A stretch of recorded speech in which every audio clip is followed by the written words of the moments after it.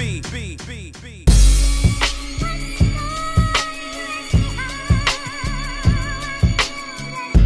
now tuned into the Apartment 5B podcast, where we chop it up about hip-hop, R&B, sports, love and life. Hosted by Kill.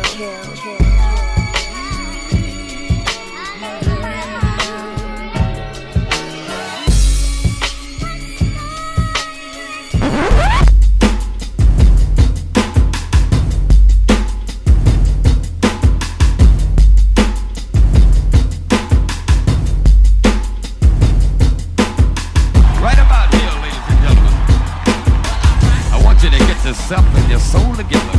This man will make your liver quiver. What's good? You tune in Apartment 5B podcast hosted by your man Kill. I got my squad with me in effect as always. I got my brother out of Queens, JP. What's going on, bro? I'm good, brother. Thank you for having me again, as always. Oh, man, always open chair for you. JR, the youngest in charge, R&B guru. What's going on, bro? What's going on? Good to be back. Ready to do this. All right. My brother Vague out of BK. What's going on, bro? Chilling, man. I ain't cutting my hair no more. It's just I just gonna get these Goldilocks forever. I feel you. Tone from Men of the Dome. What's going on, bro? What's good, fellas? Salute. All right. Y'all know me. Let's jump right into it. This week, we are chopping it up. Well, I'll say this. Way back in the day, before hip-hop, like from 79 to probably 84, my number one love was comic books. Loved them. Same way I got all these records, had the comic books with the cover, with the clear covers, had the cardboard in the back to keep them nice and, you know what I mean, right? Had the little, the buyer's guide to know how much everything was worth or whatever. And Marvel had this series that I love called What If? You know, it'd be like, what if Spider-Man and Wolverine rumbled? Or what if Spider-Man was part of Fantastic Four? Just joints like that. And more people know about them now because Marvel started that series on Disney with the whole what ifs. So we are chopping up today about hip-hop what ifs. It's a topic we've done, I think, twice on Apartment 5B over the years. But the difference this year is everybody up here now has 5 what ifs. Usually I'm the one who comes up with all of them and we throw them out there. This time, everybody is kind of coming with something different. So I'm definitely excited about that. Let me set things off. This is coming from a lot of talk that's been on Twitter about Snoop. Somebody told me, yeah, I think Snoop is the biggest hip hop star in the world. I was like, I can't say he's very recognizable, but I can't say he's a hip hop star in my opinion, based off of being an MC. And we were talking about how Doggy Style, you know, was one of the most anticipated albums of all time, and it met our expectations. You know, it was like we were waiting, and I always will forever give Snoop credit for that because everybody was waiting from Snoop, from Deep Cover through, you know, Chronic to Doggy Style, and he delivered. But what if he didn't deliver? What if Doggy Style was a flop? What does that do to Death Row Records? This will be the first time on Death Row. I mean, Dre is following up the Chronic with, you know, the most anticipated album ever, and it's a flop. How do y'all think that affects hip-hop? Do you think that makes Death Row kind of crumble? Do we even still get the East Coast, West Coast war? Can Snoop be on stage at the Snoop Award talking about the East Coast ain't got no love for Snoop? Nigga, nobody got no love for Snoop because your album was whack. You know what I mean? So what do y'all think? JP, what do you think if Snoop's album flops? How does that change? Or it doesn't change? Is it like, okay, he flopped, no doubt, come back with another one and bounce back, or what? Yeah, that's a good one. I think it does make a difference. I think it makes a huge difference because after the hype of the Chronic, which he wrote most of it, you know what I'm saying, and he was so huge on that album, the anticipation was crazy, and to come with to have your album that anticipated, and for you to like, I need to know what does not deliver mean. Like we're like it flopped. We was like that shit was whack. We were like it was whack. Like we're like it wasn't like it was alright. Nah, it was whack. It was a dud. I think it does. Even if he comes back with the, it's like. And keep in mind, by the time the second album comes, Dre's already off Death Row. Right. It's like the old saying, you only get one time to make a first impression. Right. You know what I'm saying? So I think it does make a difference with that. So regardless what comes after that, people, I think, it's hard, but I think it makes a difference. I don't think Snoop would be as beloved because part of that history of Snoop is because he did deliver. Right. You know what I'm saying? Right. He got a solid foundation. You know what I'm saying? I mean, Doggy Style.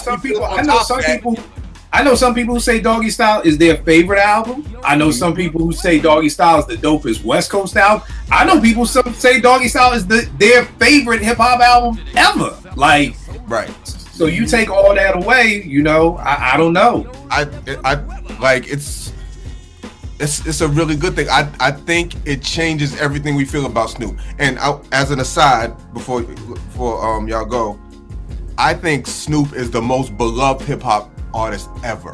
I think he's more beloved than Jay-Z. I think beloved as a person. I agree. I think everybody loves Snoop.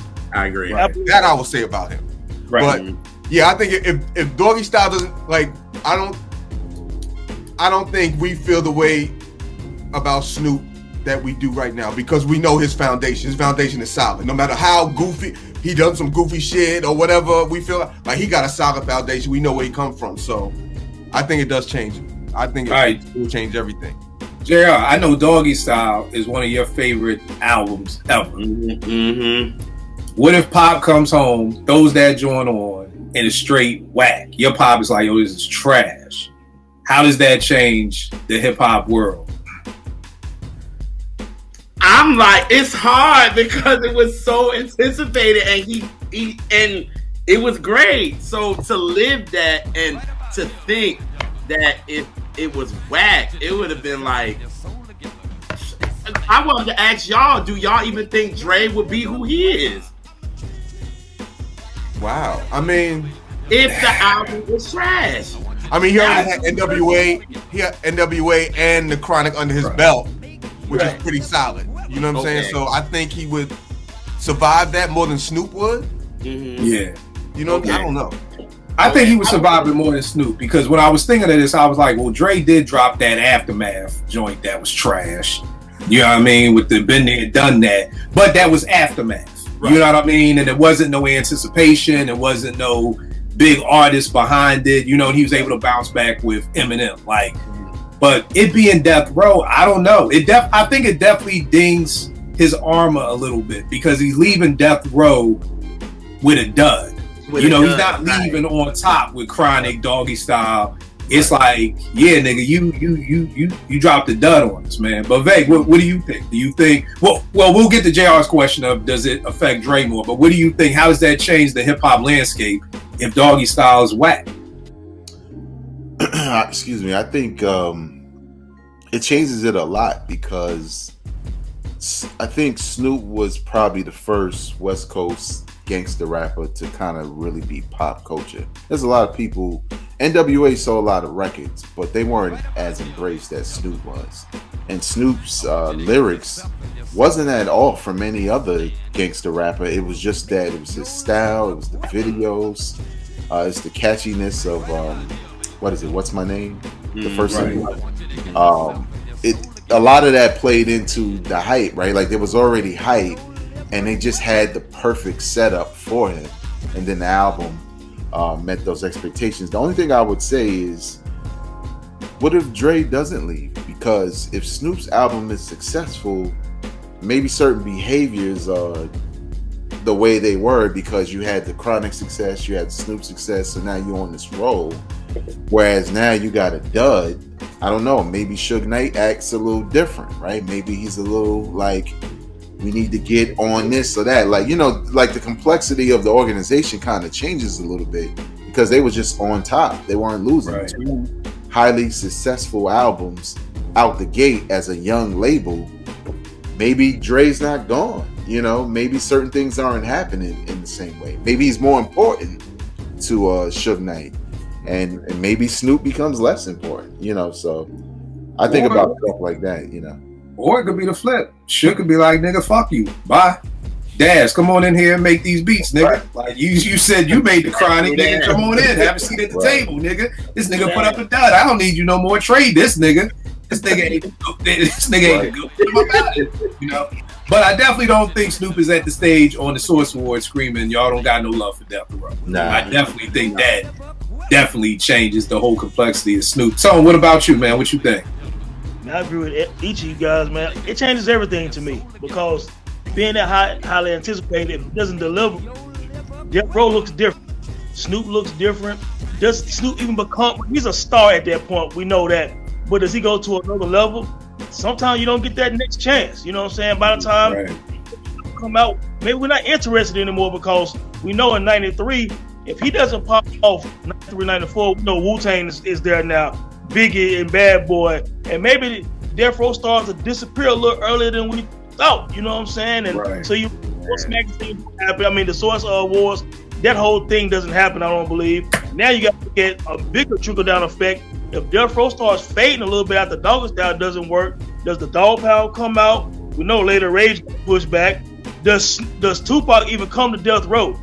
I mean, you know what I'm saying? Snoop. I mean, does Dre have the power to not Dre? Excuse me, Suge have the power to even get Tupac and everything like that. So now what happens with that? If Pac don't come to Death Row, man, is Pac and Biggie still alive? I mean, it's a whole lot to go off of just an album not being dope. It can change a record label, which means artists that didn't come, you don't have the whole situation with the East Coast, West Coast. Pac might not stumped out Orlando Anderson because he ain't there. You know what I'm saying? Like, it's a lot of shit to think about, you know, just off an album not being dope to me. It can change all so that's why I love these shows, because we just talk about one album. Yep. That's it. We ain't saying if 5 albums. We just saying if one album was not dope, like you said, Pac may not even come to Death Row. You know what I mean? If Pac don't come to Death Row, is Pac still alive? Is Big still alive? So, and this is just all off of one single album. R&B one I got. What if Devontae never got robbed? Ooh. Now, for people out there watching, Devontae Swing from Jodeci, to me, one of the dopest producers coming up in the 90s. I mean, this dude was on top of the world. From word to air, I heard he got robbed. Niggas broke into his crib, you know, pistol whipped him, whole bunch of things. And he kind of became a recluse after that. And he kind of never really got back into the swing of things. But if Devontae doesn't get robbed, what happens? I mean, I think that changed. I mean, does Timbaland and that whole crew really come out? Because Devontae's still on top. Timbo, for people out there watching, Timbaland and Missy and Genuine came up under the swing mob with Devontae. So if Devontae is still out here banging out hits, do we even get a Timbaland?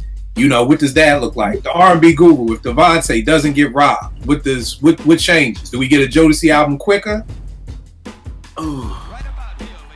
I think we still would get a Timbaland because Genuine ended up leaving before that even happened. Okay. So he left and they did Pony, so that got him his deal. So Timbaland still would have gotten noticed anyway. But I think if Devontae would have still been right, I don't think it would have been a Casey and JoJo. I think it would have just maintained a Jodeci. That would have been it. It wouldn't have never been that All My Life, and it wouldn't have been all that. You know what I mean? You didn't like All My Life? No, I did not. And and then it wouldn't have been that. So it would have changed a lot of things, because then it was like Dru Hill ended up being what Jodeci was after that. So what happens to them? You know what I mean? So it would have just been a whole different thing. So I don't think if Devontae wouldn't have happened to him, I think a lot of things would have been different. It would have been hard for other groups and all that. So it'd have been a big change. Vegas, Jodeci is your crew. What do you think happens if Devontae doesn't get robbed? Man, I wish he didn't get robbed. Because I just think we would have got more albums from the group. You know, more ways for them to like just do different things. You know what I'm saying? Like maybe the type of music that Casey and JoJo wanted to make, maybe there's a lane for that within Jodeci, where they could, you know, they could test the waters with a song or two. Some of it I liked, but yeah, you're right, JR. I was just kind of like, man, where's Jodeci? Like, I don't want to see this. They were taking the Boys to Men route. Like, that's what it felt like. Yeah. But yeah, I think in a lot of ways, like you said, with Timbaland and them, I think that would have still happened. But who knows, man? Because I mean, maybe there's some underlying shit that kind of reinforced what Timbaland and Missy were trying to do. That just made them say, "Well, okay, this nigga is depressed, so let's just go hard over here." Right. Maybe he would have seen like, "Yo, I'm really trying to rock with y'all." Who knows? So. Right. JP, what about you? What you think? Yo, this is like, I didn't hear this. I've never heard this before. Oh, okay. Yeah, Like, this is news to me. Like, I just thought he was just like that. Like, when did that happen? Before I answer, when did that happen? I want to say, was this before the after party, JR, or after the third album?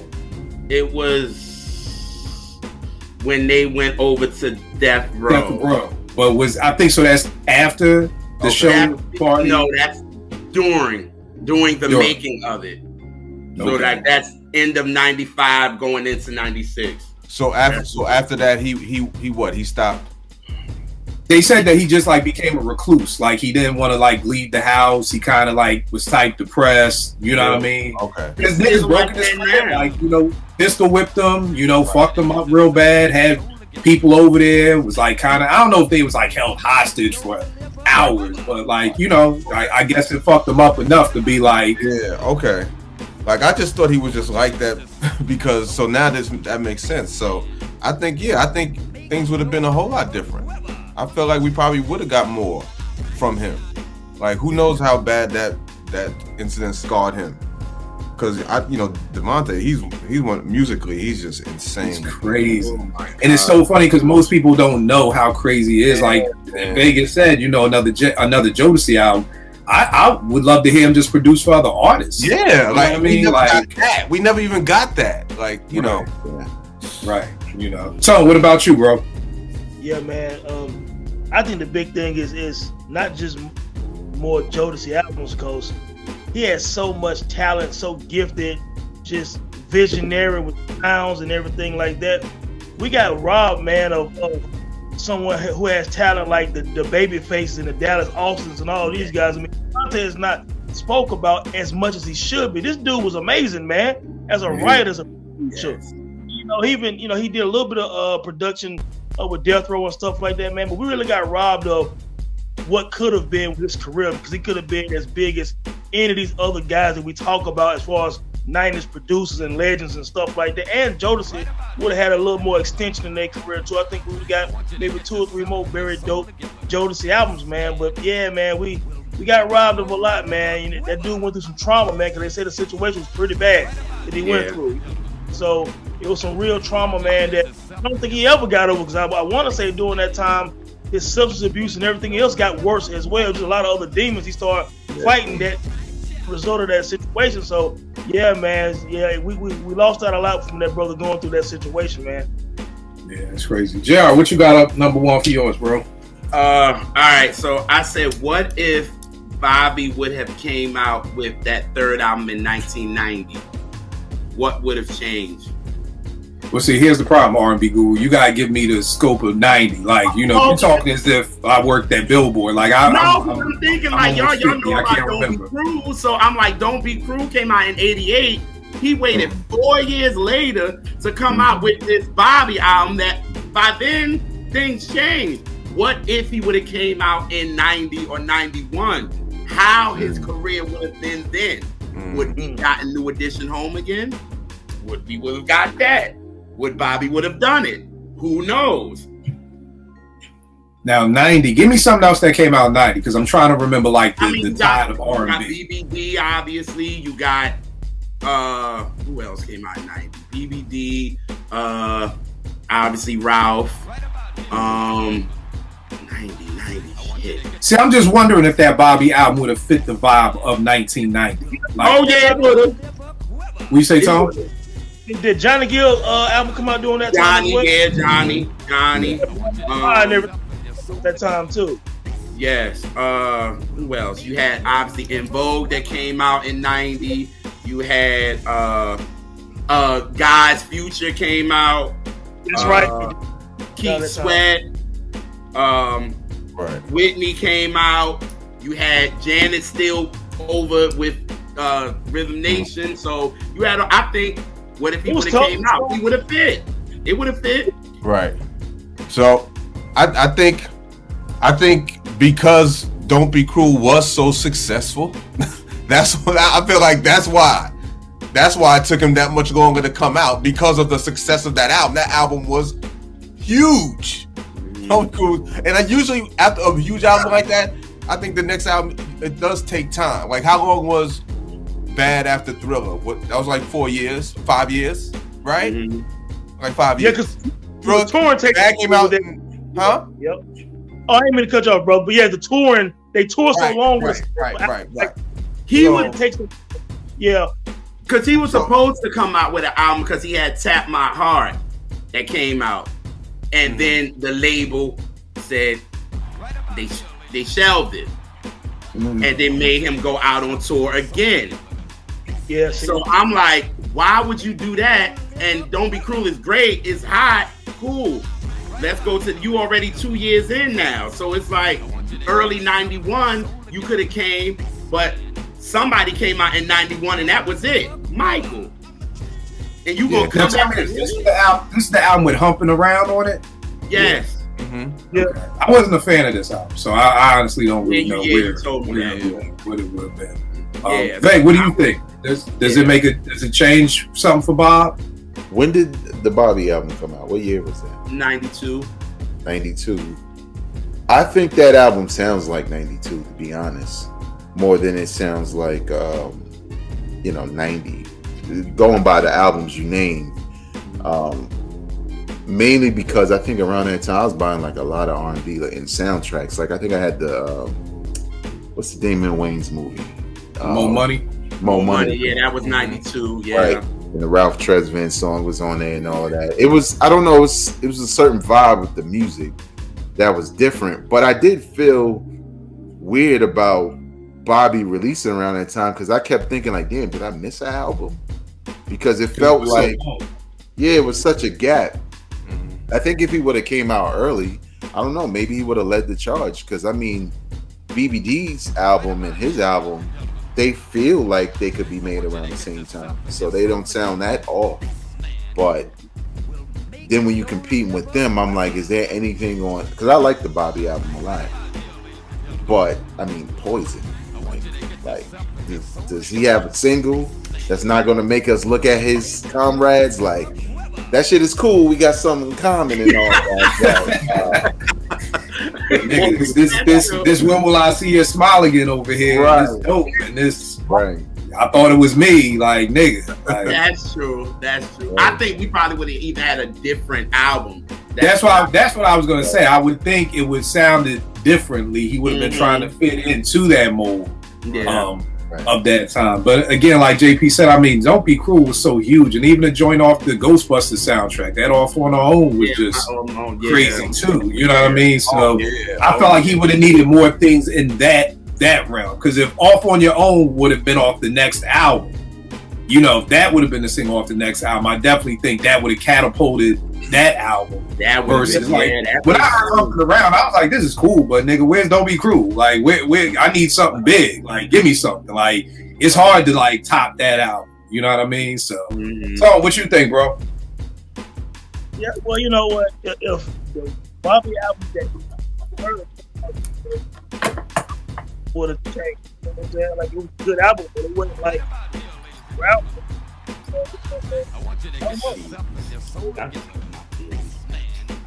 Would you say, JR, we hurt your feelings, man? Yes. I love the Bobby album. Man, I'm not told. Something wrong with you. We can't really hear you.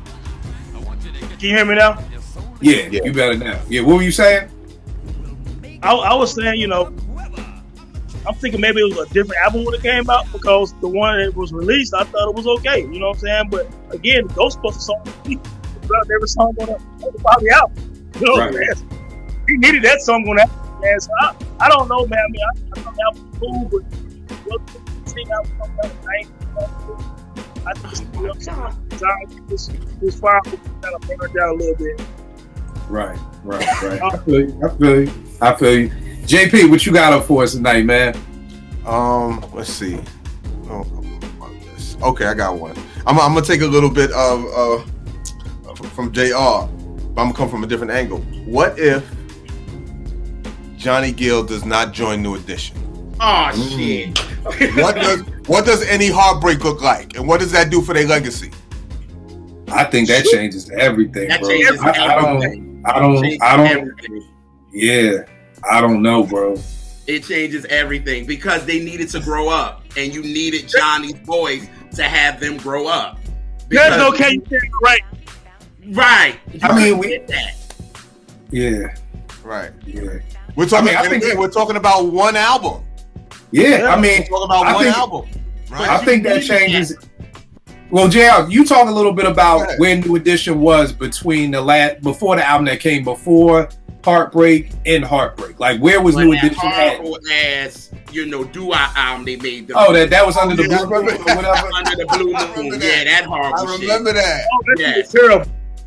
They're terrible. Horrible. But the one before that was All for Love with a little bit of love. And Yeah, a all little bit that. of love. That was my If joint. if Johnny wouldn't have never came, we would have got another that, and it would have been like, yo, y'all growing up. Like, we don't. This ain't gonna work. This is '88 now.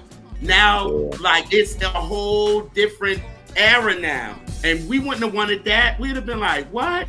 So they needed that mature voice. You needed that rough ad-libs that Johnny gave to grow them up. You know what I mean? Yes. This was their gambling huff when the Jacksons left Motown. That's what this. They needed Johnny. And if Johnny was there, we wouldn't have never got Any Heartbreak. Nah. I think Jimmy Jam and Terry Lewis probably been like, nah, we can't do this. And the funny thing is like, yo, because as much as I love a little, what's the song? A Little Bit of Love.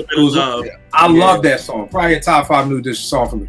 Nobody would want to hear that in '88. In '88, you're competing with hip hop and Kane and Rakim and all of that. Like, Right. I don't think it gets there. Not the men. I mean, shit, Boys the Men. I mean, shit. Albie Shore came out in '88.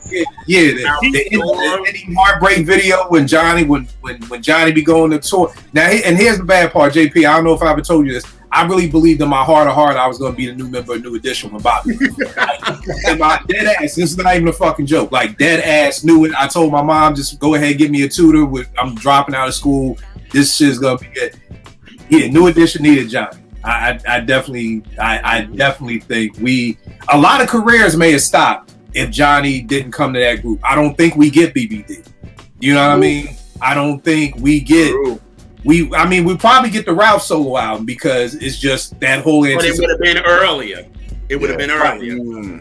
But I don't think we get BBD because we only get BBD out of the success of Any Heartbreak. Yeah, you know, and you can kind of see it with the videos, like the remix for Any Heartbreak when they're on the scooters and everything, and Mike is rapping and mugging people and all of that. Like, you kind of saw the beginnings of BBD. So yeah, that's a good one, but I don't think so. Veg, what do you think happens to NE without Any Heartbreak, without Johnny Gill?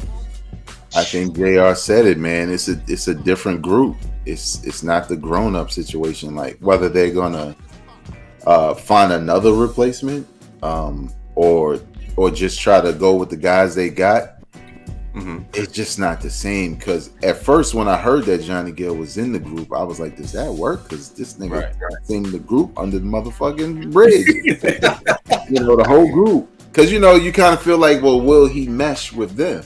Right. But that shit worked. And worked flawlessly. And they're not the same group, man. A lot changes. Because like we said about the Death Row thing, you start to think about me and Tone did an episode called 6 Degrees of Separation. Same thing, what ifs. But we were looking down the line like, damn, well, if you don't get that, well, what's Johnny Gill's solo career? Right. You know? Right. Him being with New Edition give him a little rub, and you know what I'm saying? So it just opens up a lot. Oh, do you get the way these dudes are now with their tours? They got the residency and shit, and you know it's gonna be packed. Right. Yeah. It's crazy to even think about. Yeah, that's a good one, JP. Tone, what about you? What you think? That's why this episode is so dope, man, because like you said, it's so many things that changes off one situation. Like, to me, this is almost freezing time right there, because Ralph Tresvant's voice doesn't take them to another level. He doesn't have a mature voice, so their sound is not mature. Johnny Gill. but they complement each other when they together. Perfectly. You're exactly right. Yeah. So they can pull off the "Can You Stand in the Rain" or "I'm Coming Home" and stuff like that without Johnny Gill's voice. It's so powerful on "Can You Stand in the Rain." He pushes the dude is like Kevin Durant going to the Warriors, dog. That's how it works. Yeah. Right. Okay. That's real. That's a good one. It changes everything, bros. They touring is different. Their next wave of albums different. I don't know who else they bring on that can complement them, because they need to bring someone on in their age range with a powerful voice. It can't be no little high voice like Ralph Tresvant voice. That doesn't work. You know what I'm saying? So, man, it changes everything. It changed their whole legacy. Yeah, that's crazy to think. You know, usually do you think about that from a member that was not an original member? You know what I'm saying? Right, somebody new coming to the group. Because usually they can't ever replace the original. Like, you couldn't really replace Bob. You know what I mean? And then I think, too, what gave that album so much oomph is, you know, from watching the the series or whatever, it's like, yo, Ralph didn't even know he was coming. Right. So Ralph feels some kind of way. So now these two niggas is really battling on some old, you know, you want my spot flash, nigga, you can't have it. But I ain't gonna lead a group, nigga. We just gonna battle. Like, so to me, that whole album was almost like a battle between these two niggas. Like, oh, you did that, yo, bring it back, Jimmy Jam. I'm gonna redo my part. Like, we gonna go hard at each other. This whole album. And that's really, it's like you said, so it's like putting two people in practice together and they just pushing each other. You know what I mean? To just be the best that they can be. So when you got that chip, I could only imagine the chip on Ralph's shoulder. Like, nigga, you trying to replace me, my nigga? Nigga, I'm the one who held this down all these shit. Oh, this the nigga? Oh, bet. I got you, money. What's your name, Johnny? Got you, bro. Yeah. Like, you know, and Johnny like, this little soft ass nigga with the little shag in the back. Oh, I'm gonna roast this nigga. Let's go. Hit record, Jimmy. Hit record. We gotta do it again. Right. You don't know. I used to battle little Cedric. Right. Exactly. Like, nigga, this little shag, nigga. Let's go. This motherfucker, let's go. You know what I mean? That's why Tom, what you gonna say? Oh, go ahead, Tom. Now to your point, like, you gotta remember, Ralph also was the one that broke the group up because he had that solo off of that solo deal. You know what I'm saying? So took him, gave him a flashback, like, you know what? Fuck it. I could have left a long time ago. I'm leaving right now. You know what I'm saying? And both. And at the time when Johnny joined New Edition, Ralph was still like the latest man. A lot of people love Ralph.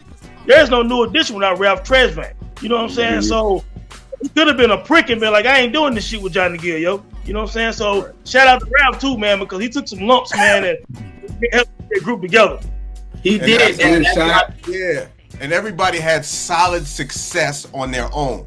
I mean, based off of that album. But everybody had solid success. Right. You know, they were still able to come back, and you know what I'm saying? But that doesn't happen.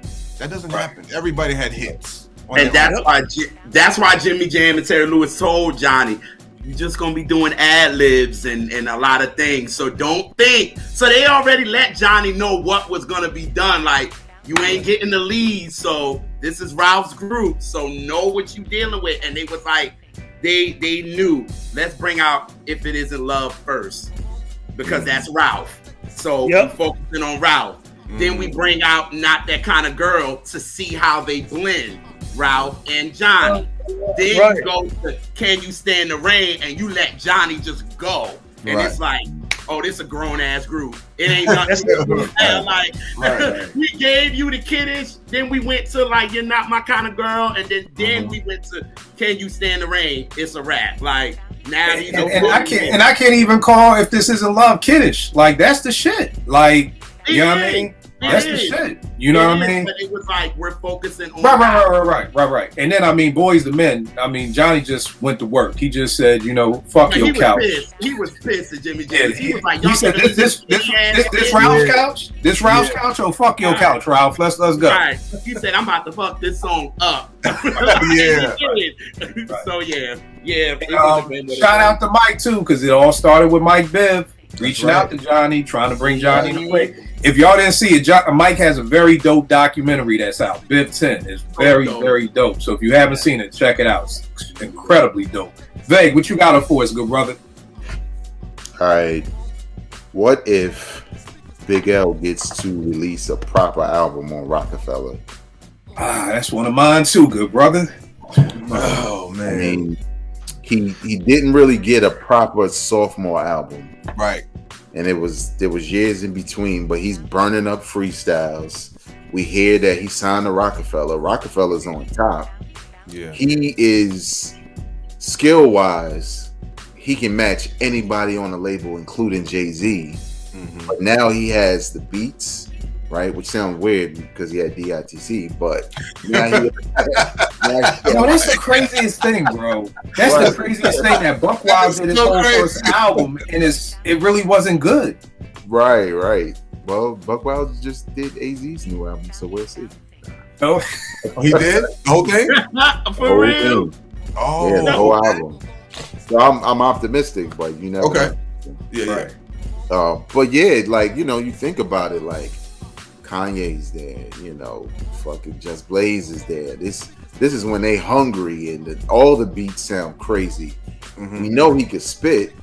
He probably gets access to damn near anybody as far as features now. So it just was a perfect situation for somebody as nice as Big L, but we never got a chance to get it. But what happens if we do? Like, here's the crazy part. Go ahead, JP. You got it. No, I didn't formulate what I was gonna say. I was just gonna speak out of heart, just like because I remember the excitement of hearing about, yo, Big L's gonna sound. I'm like, yo, that sounds crazy. Like the excitement. That's high anticipation right there. Because exactly what Big said about he got the beat, like he got the beats, but we're talking just the hot producers at the time. You know what I'm saying? Like the hot it producers with Jay-Z, like, and what would have done for Rockefeller? Even if they already solidified, but I mean, that would have been crazy. You know the funny thing is, hold for a sec, Tone, real quick. I just seen this thing on YouTube. Did y'all hear about this? That it wasn't just supposed to be Big L signing the Rock. That it was going to be a group. It was going to be Big L, McGruff, Jay-Z, and somebody else was forming a group. I didn't know about that. Oh, what? I heard talk about that, but Big L did have a solo deal. Okay. I know Big. I just didn't know about McGruff and all of that. Yeah, but my fault, Tone. What were you gonna say? Oh no, you good, man. I was just thinking like, okay, so Big L comes to Rockefeller. Obviously, he has the talent to match everyone. But now, does Benny Siegel's solo career take up the way it's supposed to with L coming like that? Does a Dipset situation happen the way it does, and Cameron pop off the way it need to pop off with L there? You know what I'm saying? Because if you bring someone like Big L there, you're going to have to give him, you know, you're going to give him the production, you're going to give him whoever features, Jay-Z going to feature on it. Maybe he drops a classic, his first album's a classic with Rockefeller. So then, do they concentrate on him again for a follow-up? Does it slow down Freeway and all these other people in Rockefeller? And, you know, so it could have changed a whole lot of things. And for the better, maybe it will stifle some other guy's career with Big L coming. You know what I'm saying? So it would have been dope to see how it would have turned out, man, because, you know, the lifestyles of the poor and dangerous. I thought Buck Wild did okay on a couple of songs on there, but it kind of got a little dry a little bit. I did like Street Struck, Danger Zone, MVP, and Put It On. Those joints was hard. But the rest of the album, you know, that was kind of like felt like some throwaway Buck Wild beats, man. You know what I'm saying? So it almost like a damn demo to a degree. You know what I'm saying? So, good, because you heard what the potential was on the Big Picture tracks, the joint with Tupac, the Deadly Venom, the joint with Fat Joe, you know, and so L had it on to really make a big impact, man, with Rockefeller, man. It's just fucked up it didn't happen. The crazy thing to me is I'm like, does Jay really like that? Cause see, Jay reminds me of a Marlo type nigga. Like, nigga, I like being on top. I don't like sharing the spotlight. You know what I mean? Even from the Jay-Z Big L battle, I heard it didn't happen, and I saw an interview with Dame saying it did happen, and they kind of just got the best of each other. So it's one of those things that's like, Tone, you talked about KD going to the Warriors. One of his first phone calls was to Steph, and I'm like, yo, do you want me? Like, you know, this is going to cause some issues between us because or whatever like that. And they like, nah, we want you, or whatever like that. I don't know if Big L really pops. Like, I don't see Jay being like, yeah, let's share the spotlight. Like, me and Big L, like, we here together. I don't know. What you going to say, back? Excuse me. I was going to say that I don't think it would have been a problem because Jay-Z was eating off of party records, and I don't think Big L could pull that off. He's too much of a spitter to really like get in Jay-Z's lane. But when Jay-Z want to get in that bag, he'll be happy to get on the track with him and push him or whatever. And you know, Rockefeller didn't really have a reputation like Bad Boy did for trying to market them beyond their means, like the Lox. Like the Lox were never going to be Mace. Like, never. You know what I'm saying? They just was never going to be that. So I feel like they were filling a void in some ways by having a dude like him. And then, you know, Cam was his man. So Dipset might have been crazier because maybe Big L and Ruff, they just, the American Dream Team, maybe they in Dipset instead of, you know, Jimmy the fucking sad clown nigga, whatever. I'll say this too. I hear you, Veg. I think the thing is if the streets are like, yo, Big L is the dopest nigga on Rockefeller, I don't know how Jay feel about that. That's what it is. It's kind of like, yo, if the streets, like Marlo said, my name is my name. What niggas on the street saying about me? L is better than me?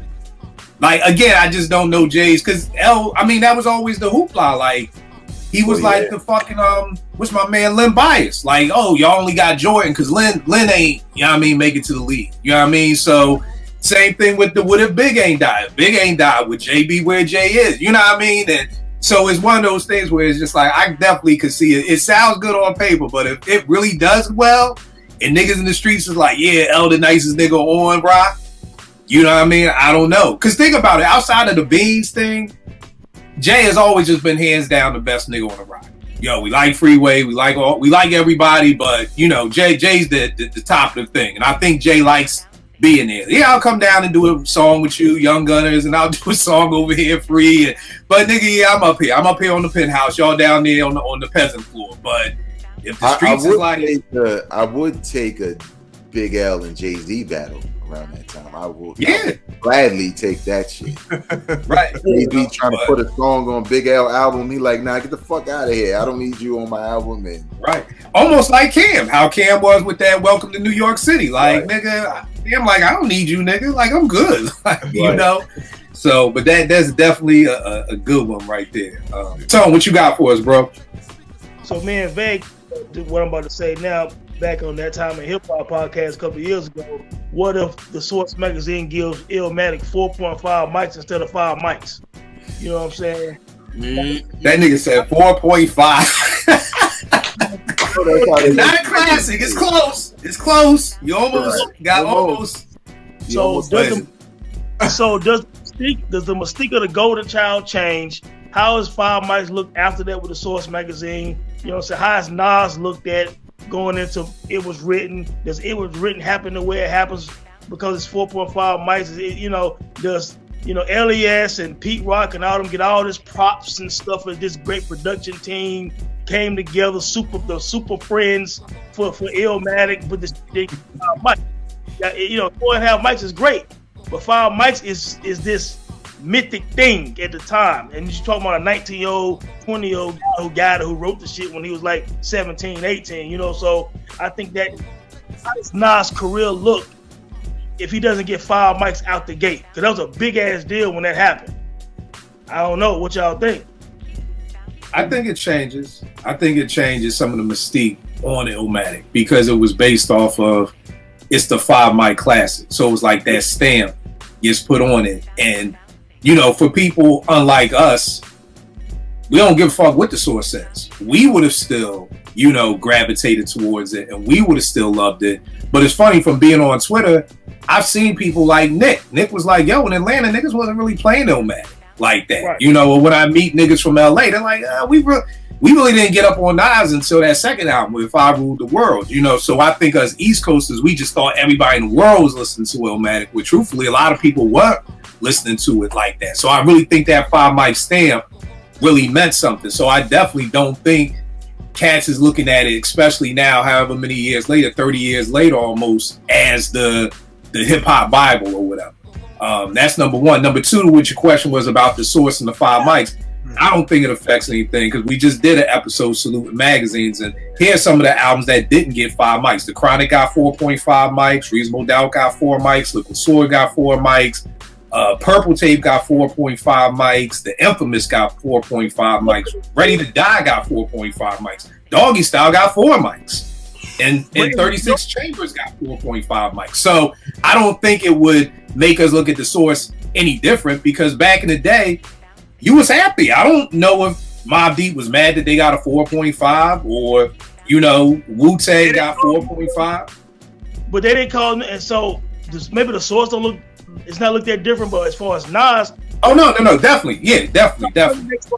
They call him the next Rakim. So you need that 5 mics for the next Rakim thing. This whole next. I agree with you. I definitely don't think it's looked at the same by the masses. I don't. The weird part is I don't know if it affects Nas' career because I felt like the world didn't catch on to Nas until the second album with If I Ruled the World, and that's where a lot of backpackers don't like that album. I love the album, but I know people like Bezo, he's like, that album trash. I'm like, God damn, it's trash? Like, God damn. So, you know, that was that. But so I do think it definitely affects Nas. JP, you from Queens. How does that affect the hometown hero getting 4.5 instead of 5? You know, when I think about Illmatic, I just think of it as a classic album. I don't think about it being 5 mics. That's not the first thing that comes to my mind when I think about that album or Nas. When you said it, I'm like, okay. And then I was like, were there any other 5 mic albums? Yeah, there was a couple of 5 mic albums. Hold on, I got them right here. I got Low End. Low End got 5 mics. De La Soul is Dead got 5 mics. One for All got 5 mics. The Blueprint got 5 mics. America's Most Wanted got 5 mics. The Criminal got 5 mics. My Dark Twisted Fantasy got 5 mics. I didn't include like the fucking Little Kim and the Benzino shit, but those are the main ones that got 5 mics. So it was only 1, 2, 3, 4, 5, 6, 7. It was only 8 that got 5 mics, including Illmatic. Illmatic. What you say? Was you asking about who got 5 mics before Illmatic? No, period. Other 5 mics, period. Okay. So I don't think it changes because it's still the mystique around this kid who had the ill verse on Live at the Barbecue. That's what I think about. The excitement around that. All the super producers that came together, that still happened, and if it was 4.5. You know what I'm saying? So, and how you feel about the album when you play it. Like, that's what matters the most. So I don't think the rating would change too much for me at all. What about you, Vay? Just to point out, like when we did the episode on that time in hip hop, it was about like the coverage on the source, from the articles to the quotables of the month to the rating of the album, and we thought that all of that played into, you know, making the monster before the album even dropped. So it kind of, you know, we kind of look at it like, okay, well, would it be that without that coverage from such a credible hip hop magazine? You know, yeah, we know it's dope, but I know for me, even though it's not my personal favorite, it fed into a lot of the hype even for me. Like, damn, what's on this thing? Like, yo, you got Q-Tip, you got everybody. Yeah. But I think it does change a little bit for Nas because it kind of made him a made guy as a rookie. You know what I'm saying? Because the only person who had a solo debut that had 5 mics out the gate was Ice Cube, but we already knew him from NWA. This was a dude we didn't know him. He had no cachet with us besides verses from a feature and singles. And out the gate, you got the best producers in the game on one album, and then you get 5 mics in the sauce and the spread. So it was a lot more that went into the mystique of Nas early on that just primed people for that album. So when it came out and you hearing train tracks and shit, and you ready to throw your hoodie on, you like, it was just like a perfect storm for him. So I don't think it would change much because it's just a half a mic. You know what I'm saying? We might have just been like, yo, they got that shit wrong. Fuck them. Like, you know what I'm saying? I guess what I'm saying too. Also, without the 5 mics, because it's hard to, we're looking back now. But are we saying that Illmatic is the greatest hip hop album of all time without the 5 mics? Because I think sometimes that 5 mics it pushes people to elevate any album, not just but any elevate. Got 5 mics. Without 5 mics, are people saying right now? You see it on Twitter all the time. You see these lists. There's not too many hip hop lists where Illmatic is not 1 through 5. You know what I'm saying? I don't think so, Tone, because what I've realized the older I've gotten is that hip hop was so cool back in the 80s and the 90s that everybody listened. You know what I mean? So I feel like the heads, we knew that shit was dope. But even when Illmatic dropped, as much as I loved it, I didn't think that was the greatest fucking hip hop album ever. You know what I mean? I don't know anybody who, when it dropped, was like, oh, this is the greatest shit of all time. Like, to me, what we see now on Twitter is a reflection of what people have been told, which goes back to your point about the source stamping it, because somebody who wasn't there, or maybe somebody who was 12 who really didn't get it, can be like, oh, well, but the source gave it 5 mics, so that means it got to be a classic. So that's what I mean by, like, you're looking at it like from so many different, you're looking at it from people who were heads, you're looking at it from people who just kind of listen to hip hop, you're looking at it from people who may have been 12 and 13 while we was 18, 19, you know what I mean? So you're right. Without the 5 mics, I don't think you're seeing people on Twitter talking about it's the greatest hip hop album ever. I think a lot of people come to that decision based off the fact that the source gave it 5 mics. Right. You know, but that's my take. JR, you got anything on that? Nah, I'm agreeing with y'all. I ain't nothing more to give. Like I'm with y'all, so nah, I'm good. All right, here's a good one, y'all. What if Kool Moe Dee washed the floor with LL? I mean, he spanks that nigga. Like, you know, Tone, your joint, the lovers, licking. Like, that shit just blew the fucking world off. And it was like, yo, L, go sit the fuck down, nigga. Yo, give me your rope chain and your Kango. Like, LL is dead in the water. Moe Dee smashes that nigga.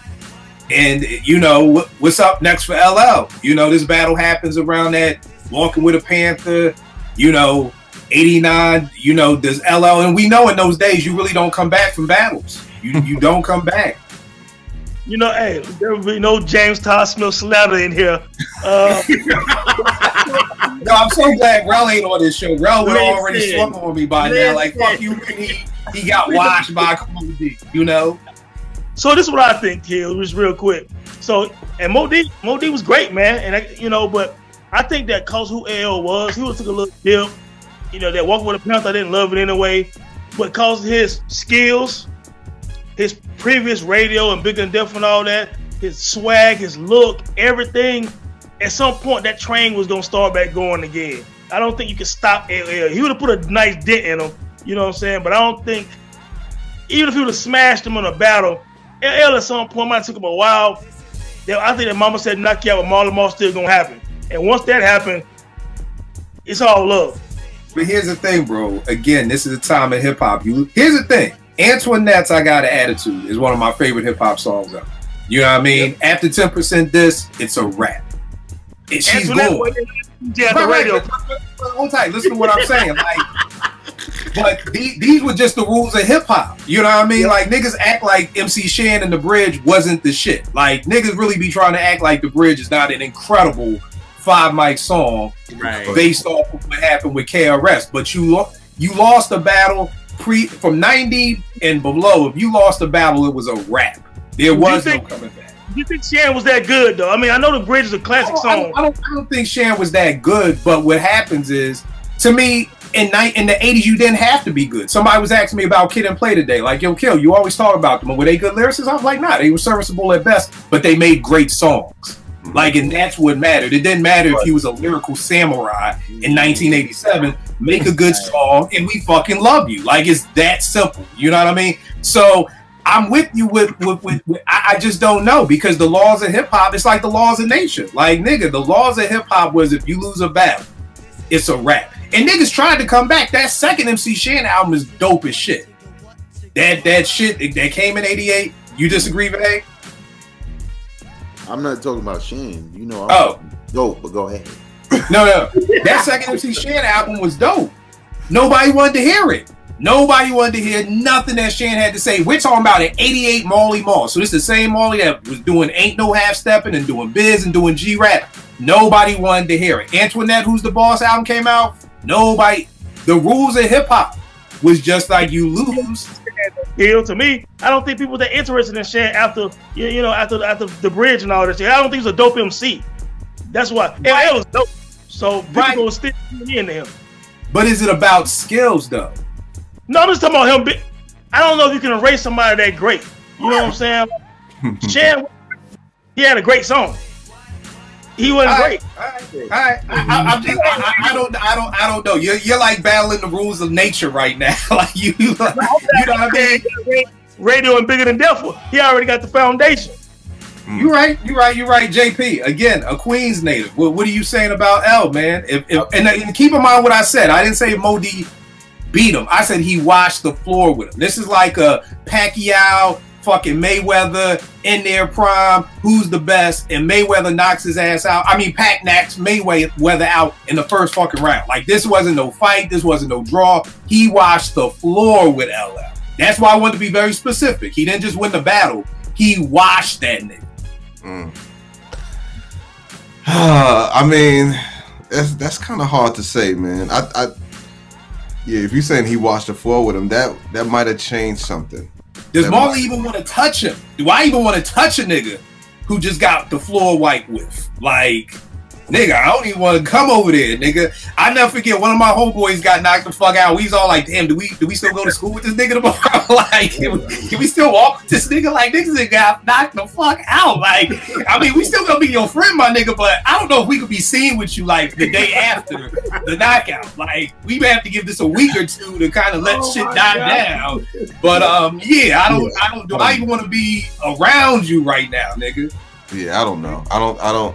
It's really hard to say. I want to say, like, when you put that much emphasis on it, like that, like he was back then, it's kind of hard. My only thing is that because Mo D was a little earlier than LL.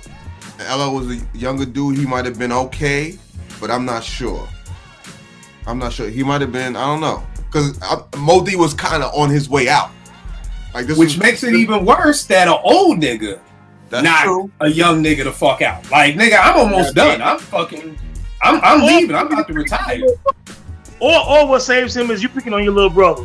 You know what I'm saying? Mo D the legend already, because he already was out with Melly Mel and Cass and all these guys in that first wave of like the lyrical. It's like he just beat on little young LL. You know what I'm saying? So L might be able to bounce back because he was younger. You know, so that might have helped him out because Big Bro just kind of sunned you. You know what I'm saying? So I don't know. I would hope LL would be able to bounce back. I just don't. I'm mad. Here's the thing: after you get knocked the fuck out back in the day, not too many niggas fucking with you. Like I said, you still my man, but we gonna catch you next month, my nigga. When people forget, like, so I don't even know who wants to be down with this. Who's gonna produce LL? Like, you know, Marley. Because think about it, Marley had to bring him back from Walking with a Panther.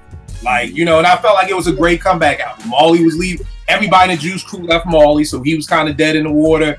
We thought LL was dead in the water after Walking with a Panther. Two people with something to prove, coming together. You know, let's make something incredible. You know, but again, I would hope so too, because I would hate to not be able to see this nigga in all the movies and fucking, you know, all fucking 39 seasons of CSI. We would never get that shit. Vay, what do you think? If what happens with L? First of all, you already know LL Cool J's GOAT to me. We know, man. I'm glad you and Raleigh on the show together, man. But he came up with the term.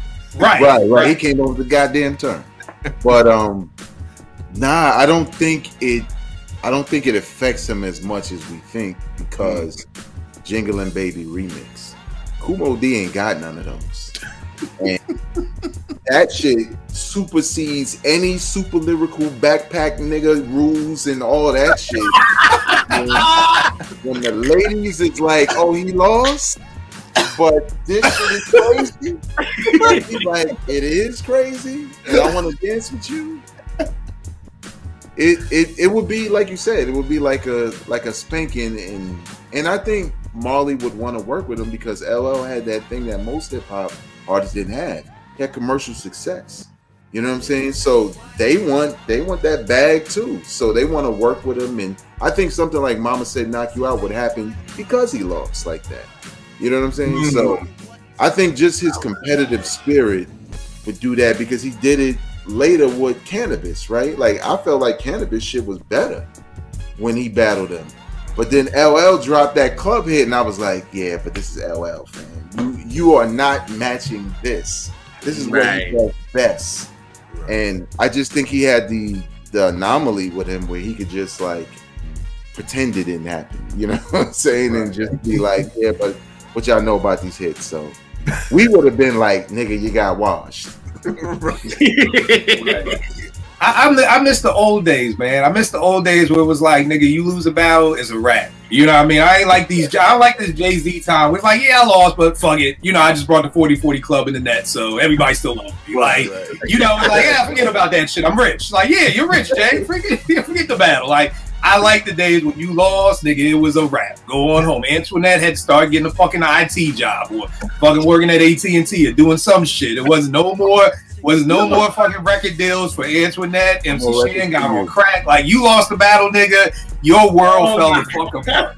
Busy B, fucking never heard from Busy B again. That nigga moved to Baltimore. I don't know why he in Baltimore, but you lost the battle back in the day. Your whole fucking life fell the fuck apart. You know what I mean? Jay-Z lost the battle. His life got fucking better. Like, you know, but something about that bag. That's all niggas, you know. That's what it was about. Niggas, man. Look, there will always be people like us that'll say, yeah, but that ether though, nigga. Like, right. Your money though, but that ether, what about that? Even he would feel that way, like. Yo, I think one of my favorite lines off of KD3 is, you know, sometimes I text over like, nigga, it ain't over laughing. Like, that shit is like nigga, you said that about me, like, damn, let me get at this nigga again. Like, nigga, you know what I mean? JR, what you got up next, bro? Okay, so what if Michael would have won Record of the Year with Off the Wall and we didn't get Thriller? What would have the industry been then? Wow. Okay, here's the problem with you, JR. You be thinking everybody's as old as you fucking are, okay? And we're not. So, what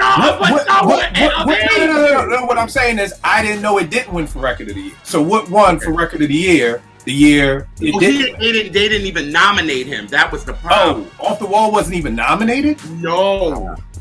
Wow. So he didn't get Album of the Year, he didn't get Record of the Year, nothing. Wow. So that's why he pushed for Thriller to be what it was. So if he would have gotten it, and then they would have gotten him on Rolling Stone because he called Rolling Stone because, I mean, Off the Wall was huge. And he went to Rolling Stone and wanted to be on there, and they said, nah, we good. And he said, all right, well, when the next album I come out, y'all gonna want to put me on Rolling Stone, and I might do it and I might not. But if he would have won all of the awards that he wanted to win with Off the Wall and we didn't get Thriller, what would have been then? Wow, that is something special.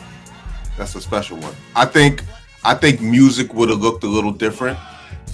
By the way, I'm Off the Wall opposed to Thriller, if you know, for those. Amen.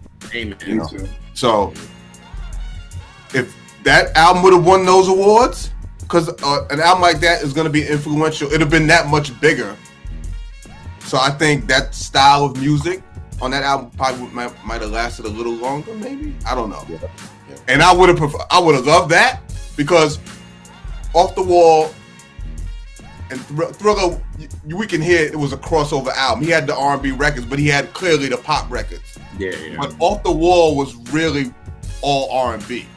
You know what I mean? So I think we would have got more of that because of the success if it would have won all those awards. That's what I think about it. I think it comes down to Mike's personality. You know what I mean? Because some people rock well with a chip on their shoulder. You know, they give you more. And then some people's personality is, okay, we won all these awards, fuck it, we got to ante up and win these shits again. You know what I mean?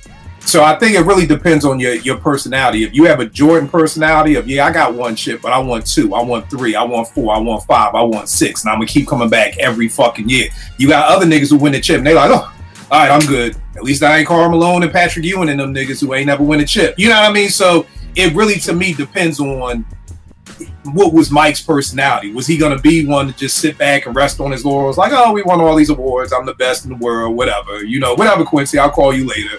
Or was he the personality of a Jordan, like, nah, nigga, we won 2 awards, we need to win 4. We won 4, we need to win 8. Like, so I think it would have really depended on Mike's personality. And JR, I'm not, you obviously were Mike's PR person, so it's not you, like, he called Rolling Stone, like, nigga, how the fuck do you know that shit? Like, okay. No, that's known. That's known, though. Okay, well, okay, publicist, I don't know, but you would have to tell me Mike's personality. Is he Jordan? Or is that, is that nigga? Yeah, he was, because you realized it was bad. He wanted to sell 100 million with bad. So that was his thing. I just think he would have gave what he got from Off the Wall, and I think when he got back with his brothers, I think it would have been bigger than what it was, because it was like, I think we would have still got Thriller anyway, but it wouldn't have been like what we got. Mike, now when you say got back with his brothers, they made another album. They made Triumph. They made Triumph, and it was like, Can You Feel It, and Heartbreak Hotel, and all of that. Which, if you listen to that album, is very Off the Wall-ish. Right. Because Michael, he was now in this space now. Like, it was like, all right, cool. So he brought that to that. I think if he would have gotten the awards that he wanted with Off the Wall, I think him and his brothers would have just kept going. And eventually, I think Mike would have been like, all right, now I'm going to do something. I'm going to let my brothers, we going to go live. We going to do all this kind of stuff. This joint going to be rocking, we gonna get all the awards, this and that. Then I think Michael eventually would have went solo, because I think that solo album for him, if he would have gotten everything, it would have been like, all right, I did this on my own, I got everything, whatever. Now with that, he was just like, I did it, but they only look at me as a black artist. I want to be looked at as a world artist. So it's like, now, all right, now I'm in a whole different headspace. You know what I mean? So I think eventually we would have gotten Thriller because of Michael's personality, like you said. He like, I got it and I want it again, but it wouldn't have been as hard as he went. He would have gave more to his brothers, I think. And then he would have got that. So, Veg, Mike is your man. What do you think? I think the same way that what Jay said, because you look at it like, okay, this formula works, because when you look at Thriller and Bad, there's a lot of similarities in the approach, in the energy, and that was because Thriller was the formula, so let's do that again.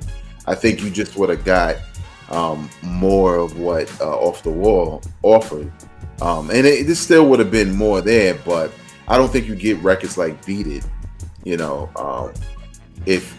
Off the Wall is the formula, he's not thinking about stuff like that. And let me just say this for those watching: the nigga sung a song about monsters.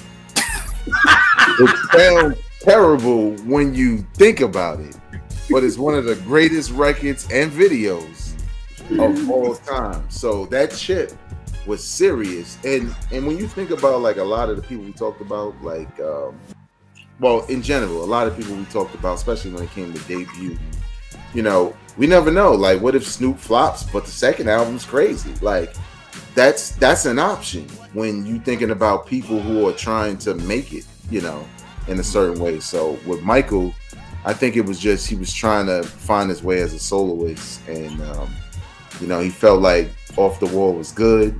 They didn't appreciate it, so I got to level up, and then it worked. So. All right. So, what you think, bro? Yeah, the crazy thing is Off the Wall ended up selling like almost 20 million records, something like that. So, I mean, it was a massive album. So, maybe that second one is not, after that's not Thriller, but I think it's kind of sounds like Off the Wall. But I think with Mike's drive and the way he was about people, he was a worldly person, that bad, that dangerous, all that stuff's going to still happen to me. You know what I'm saying? So, I think maybe it was a little bit different or prolonged. Well, you look at what he did on Bad and Danger, I mean, monster records, you know what I'm saying, and real inclusive type songs, man, black and white and all this stuff like that. So, I just think that it might look a little different at some point, but Mike was destined to be what Mike was going to be, man, with Thriller or without, in my opinion. Gerald, let me ask you this. Oh, I'm sorry, Tone. Keep on. No, I'm saying, he, to me, he definitely had that Jordan mentality. He was a quiet assassin, man. But Mike was very serious, very competitive, and very focused. That's why him and Prince and him and the Beatles and all these people had a little beef behind closed doors because Mike wanted to be on top. You know what I'm saying? And that's just. But he was a fighter though. Right. Gerald, I was gonna ask if it's similar with hip hop. JP, you totally understand. In hip hop, we go through phases where certain production is good. You know, 94 to 97, filtered bass lines, echoing Pete Rock horns. But then by the time 98 comes, nobody's doing that. You know, there was a time when we used break beats. Then we started chopping our drums up.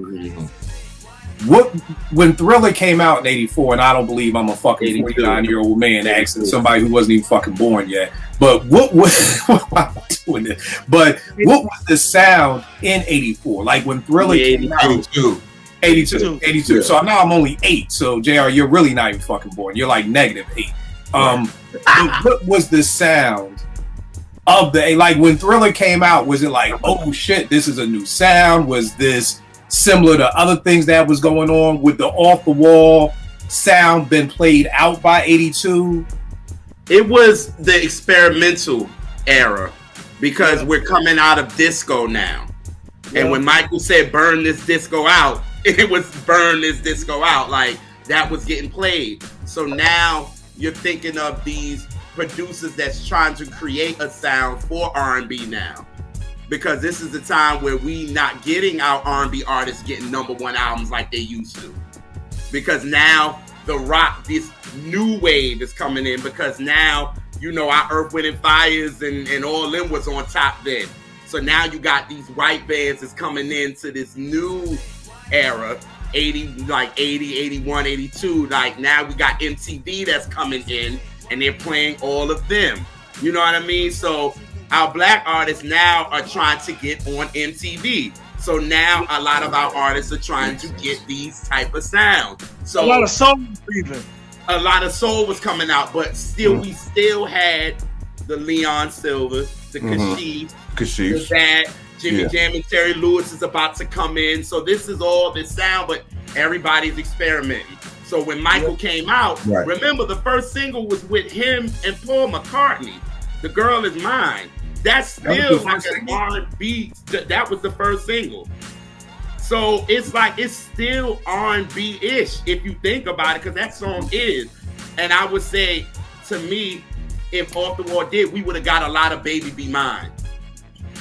It would have been, that would have been a lot of Thriller if Off the Wall would have went the way Michael wanted it to. Yeah. And then I think eventually that would have gotten played, because again, everybody is finding, but Michael, like Tone said, he's so damn competitive, he'd have been like, oh, hell no. Nah. But tell me this. Does Baby Be Mine get on MTV? Because you made a great point. MTV is coming out. MTV is now here playing majority 95% white artists. Right. Did more art, since Mike wants to be on top, does Mike have to cater to MTV? But if Off the Wall wins those awards, he might would have. They might have played him just off rip because it's the #1. Because he you know what I'm saying? Right, and even though with Thriller, Michael didn't just get on there with them. He had David Bowie talk shit in front of them and say, "Yo, Michael is the biggest artist in the world with this Thriller, and y'all not playing him. What's up with this? This shit be fucking killing me." How old are you, JR? 37. How the fuck are you telling me about what the fuck happened and you wasn't even born, nigga? Like, this nigga's like, David Bowie was, like, nigga, you really was somebody's publicist. Fucking go back to the future, man. I don't understand how you know all this shit. I'm asking somebody who's fucking 14 years younger than me what happened. He was like, he was fighting then because Billie Jean was out, all that was out. But MTV still wasn't playing them. They finally had to get a white artist to talk shit in front of them and say, why y'all not playing this guy? For what? His singles are bigger than ours and y'all not playing him? So Michael still had to bust down doors, but he needed help with it too. So, but he had an album that helped do that. I don't think Off the Wall would have been an album that would have helped him get on MTV because it's too black. Too black. That's too black. Right. It's too black. Like, it's too black. Like it ain't not. Yeah, them joints crossed over, but it's too black. But it ain't Beat It. Beat It was rock, guitar. Right. Billie Jean, you're able to do that. Like he didn't have that type of stuff on Off the Wall. So Michael was smart. He needed that. He needed every song to be a single. And it could have been. And Billie Jean was one of those R&B records, like, it was one of those, it was a real good R&B record. Not like Beat It, you could tell was crossover, but Billie Jean was like that R&B record that still could cross over, but didn't really fit, but still felt real R&B. You know what I'm saying? Like once he did Motown 25, it was a rap. After Motown 25, after he did the moonwalk of Motown 25 with Billie Jean, it was a rap. It rode that line. It rode that crossover line. Like, It still it was safe. It was very safe. So yeah. All right, good one, JR. Good one, JR. JP, what you got up next? All right, I'm gonna keep it in Queens. You sound like Kelv. Everything is fucking Queens with Kelv. You ask Kelv, who's the best rapper from Brooklyn? Fucking LL. Nigga, you do know that niggas from Queens, right? Like, what if Run DMC? By the way, I just want to say this: Run DMC, in my eyes, is hip hop's first superstars. That's how I feel. Anyway, what if Run DMC does not do the rock records, Rock Box or Walk This Way? What does that mean for their legacy? I can answer that quick. Let me just get mine out the way. The niggas was yes, y'all until Rakim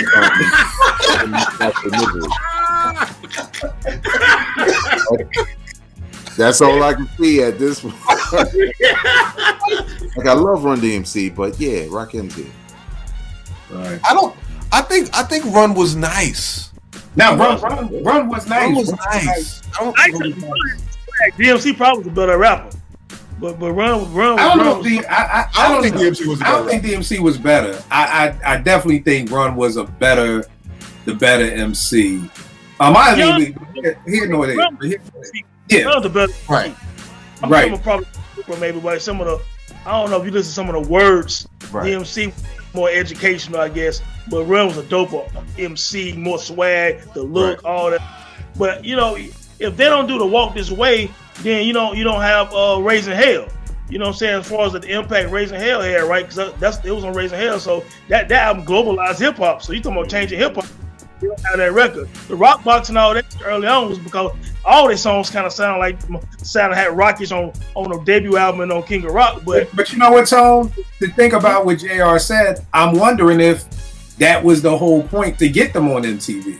Right, because like the King of Rock. The Rock Box, I remember they were saying that there was one that didn't have the guitar, and that's the one they serviced the radio, and nobody was playing that shit. So then they played the Rock Box that was with the guitar. You know what I mean?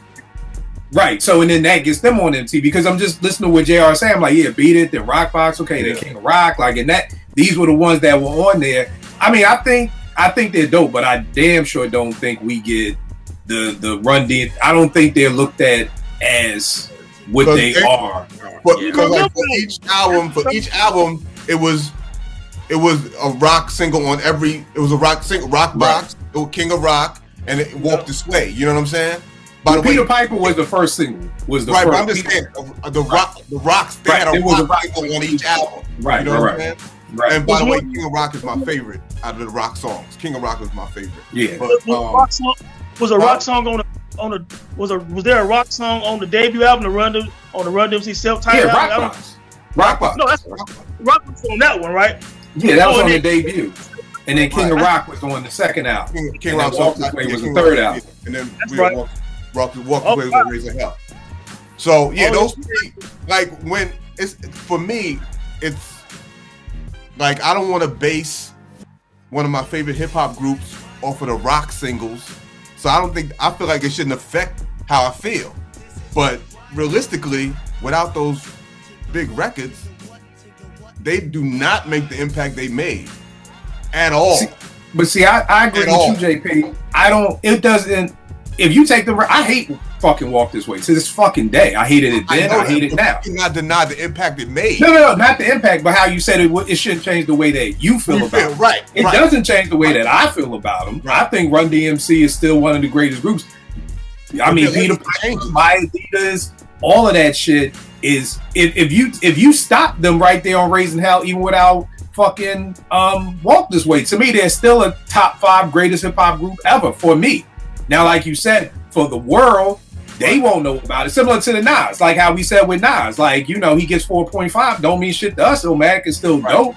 Right. But for the world, it definitely affects it. It definitely does something down the line for everything else, because now you don't have that MTV play like that. You don't have whatever doors those open. You know, the Bring the Noise, Public Enemy, Aerosmith connection, and all of those things like that definitely changes. And I don't think the world sees Run DMC the way they do. But the problem with the world, what you say, Tom?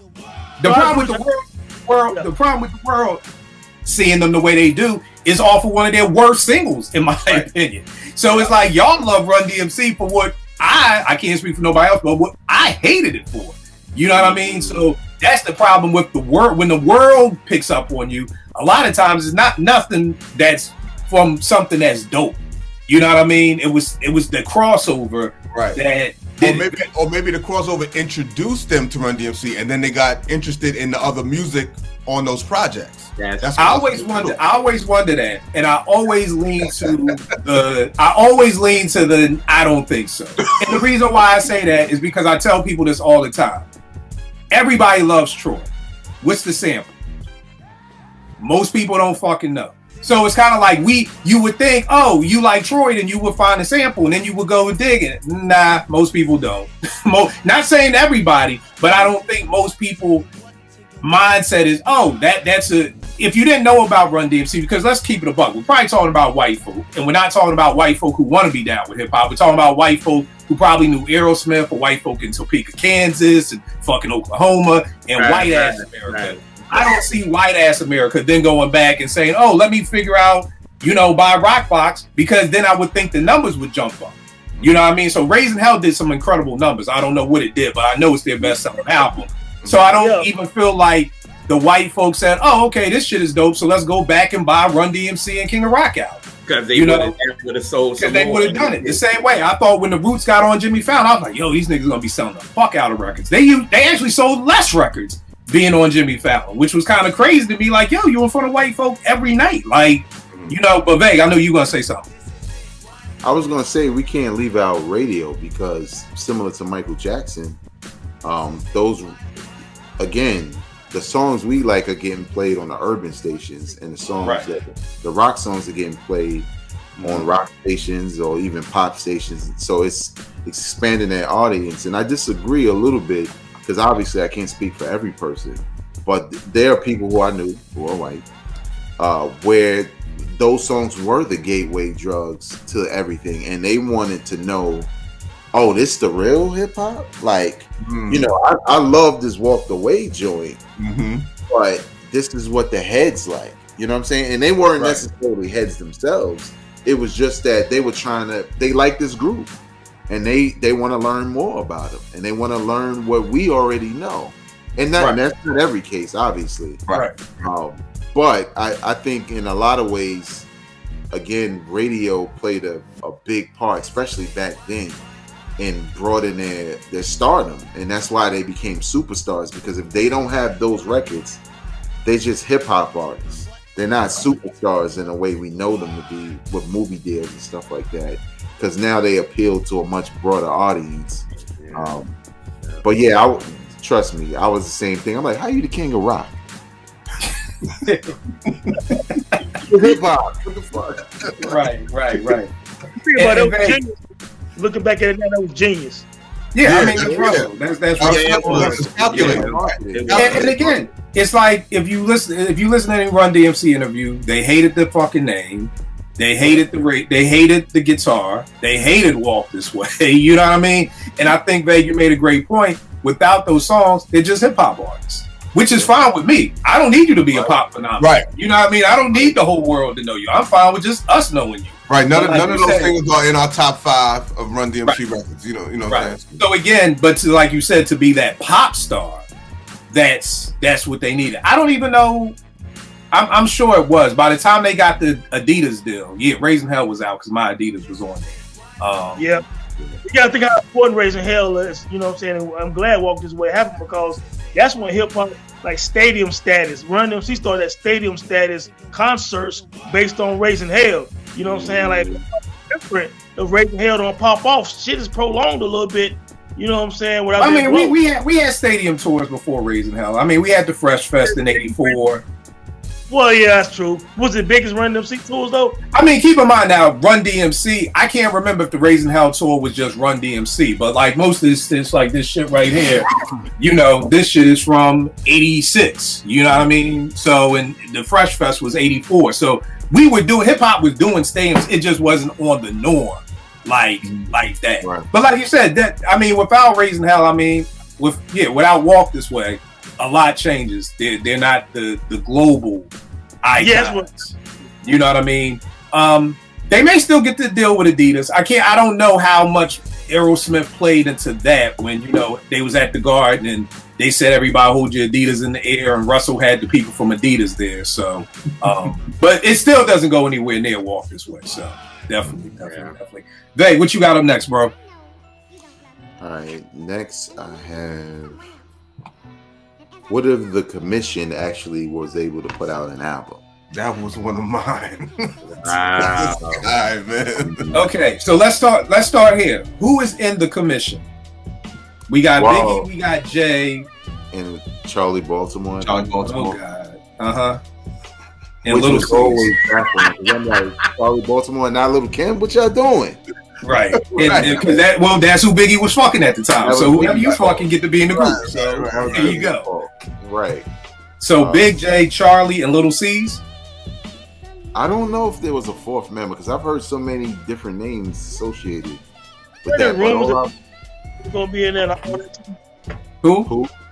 was there rumors that what Smooth or Hustler and some other guys were gonna be in from Brooklyn?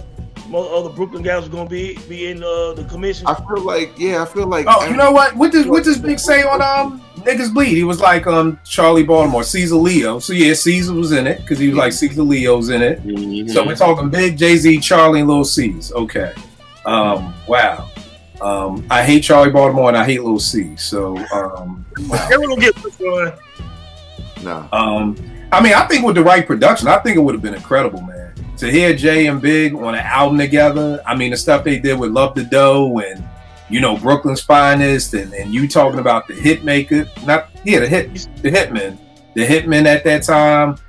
And this is coming out like, what year is this? Is this prior to Life After Death? Is this post Life After Death? It probably would have been post. So we're talking like 97 to 99. The Hitmen are still in their bag with No Way Out. I think it would have been crazy. Yeah. Yeah. I don't know how. What you say, Tom? I don't know how it wouldn't have been crazy. You know what I'm saying? Like you said, based Yeah. on Young G's, True. Brooklyn's Finest, the Dough, they was sliding on them damn records, man. It was. And I mean, you got Biggie writing all the Little C's and Charlie Baltimore shit too. So It'd have been a crazy album. yeah, it would have been really been crazy, man. It'd have been better than the Firm album. Well, yeah, that's a fact. That's a fact. Yeah. Now here's the question: what label does it come out on though? Does it come out on Bad Boy? Does it come out on Rockefeller? Undies. Little ideas. You said Undies? Undies. Yeah. It might have been Undies because I think Undies. Big Pun was involved. Yeah. It might have been Undies. Yeah, because That's he didn't be what- in one pump involved. Right. So it'd been Undies like Rockefeller type collaboration. Yeah, that would have been it. That type of thing. Yeah. Look, there's Ungit Dad. Well, hold tight. And if it's Undies, now we not dealing with the Hitman no more. If it's Undies. All right. Primo and everybody else. Right. Yeah, It would get. I mean. yeah, it would. Yeah, Yeah, Primo, Buck I mean. Wild. They got, yeah. It'd have been fine. yeah. They wouldn't Easy have Mo B, Easy Mo B, and all these cats. Yeah, you good. Yeah. They could have got Ski on there. They might went to Ski or somebody. Yeah. Yep. Yeah, now I agree that would have been dope. The one thing I loved about the why do I keep fucking saying the Hitmakers? The Hitmen, their shit was just so big. You know what I mean? Like, it was like when I think about niggas bleed, it's just like watching a movie. You know what I mean? Like, I love Streets is Watching to Death. I love the boom bap of it. But what I loved about the Hitman was they were able to take the boom bap and make it so big and like make it like I felt like the Hitman was like going to the movies, Ski, and this is no disrespect, I love Ski definitely, like watching a movie on Netflix. You know what I mean? Like, it's like, so it still would have been dope, but it's something about going to the fucking movies and getting your popcorn and shit. But either which way, I think the album would have been crazy. And I mean, we finally get this Big and J album that, you know, everybody would have wanted. You know what I mean? So that goes. I mean, it's not really on mine, but it's kind of like Big and J, like this J. You know, Big lives. That's one of the most, you know, debated things. If Big lives, is Jay-Z Jay-Z? Nope. I think he's still big. I just don't think he's as big as he would be, as he is right now. I think he's just been a bad. Not in the same way though. Not in the same way, but he's still large. People gotta remember, in 1990, let's say, okay, Biggie passed away. 1998, the two biggest cats was Jay-Z and DMX. Both were massive at the same time. Both co-heads. All Not Life. So, you know, there's always, I did the whole episode about this before, there's always room for two in every genre of music. You know, see, that's where I disagree. I feel like there's only one spot. Because when Big and Jay was alive, and this is gonna be a great discussion. You know what? Because I don't want to belabor it, because I still want to get to everybody else's shit. But when Big and Jay was alive, it was obvious who everybody picked. Because Big was going double platinum, triple platinum, and Jay was barely pushing 500,000 units. Now I know somebody could say, "Well, Kill, this was an independent record label. He was on Bad Boy, more promotion." But remember, Jay-Z got more money than everybody from selling drugs, so he could have padded everybody's pockets probably more than Puff could if he wanted to. So I just believe there's one spot. When AI and Steph came out in '96, same type player, same point guard, both from the hood, who got all the love? AI. Is always one. I believe there's one spot. There's one spot, and that was Biggie's spot. Biggie died. Jay inherited all of his shit. It's like the person who worked for their fortune versus the one whose pop died, and I just inherited the fortune. Because you don't go from selling 500,000 to selling 5 million records. Hard Knock Life wasn't that goddamn good, and I love the song. But you don't go from selling 500,000 to 5 million records like off fucking the slow ass song Hard Knock Life. One was over a million copies, bro. You know what I'm saying? Volume 1 was over a million copies. That's right before Volume 2. So 5 million. Oh, I thought that went 500 grand. But even if you go, it's a lot to go from selling 1 million to 5 million. That is not fun. That's a if you go from making 100,000 to 500,000, nigga, you did a good ass job at your job. That ain't the people say this. We got a lot to talk about. This for the episode. What you want to say, Bang?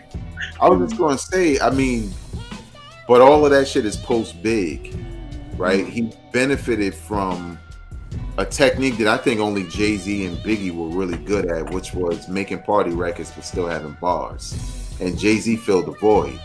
And it took Jay a minute to learn how to do that shit too, which is why we got a lot of them whack songs. And trust me, Brooklyn didn't think the same way about Jay-Z. Now, we didn't dislike him. We didn't dislike him. But Biggie had Brooklyn like, he felt like he was a family member almost. You know what I'm saying? When he passed, I think if Jay-Z dies to this day, his funeral is nowhere as big as Biggs was. It might be. Maybe the day because everybody just loves him because he's a billionaire married to Beyonce. But when he said it, when he was like, they tossed me a Bed-Stuy parade, I was like, nigga, what? No, what are you talking about? You saw that organic energy from Brooklyn when that Hypnotized came on, nigga. You ain't getting that. Like, and look, just real quick, I've seen Big in the hood in BK versus seeing Jay-Z, and it's totally different back then. Jay-Z was in the hood, and I was the only nigga like, oh shit, Jay-Z. I was the only nigga. When Big was in the hood, same area, probably downtown Brooklyn, man, you talking about swarming the car, you like, who the fuck in there? And it's Big.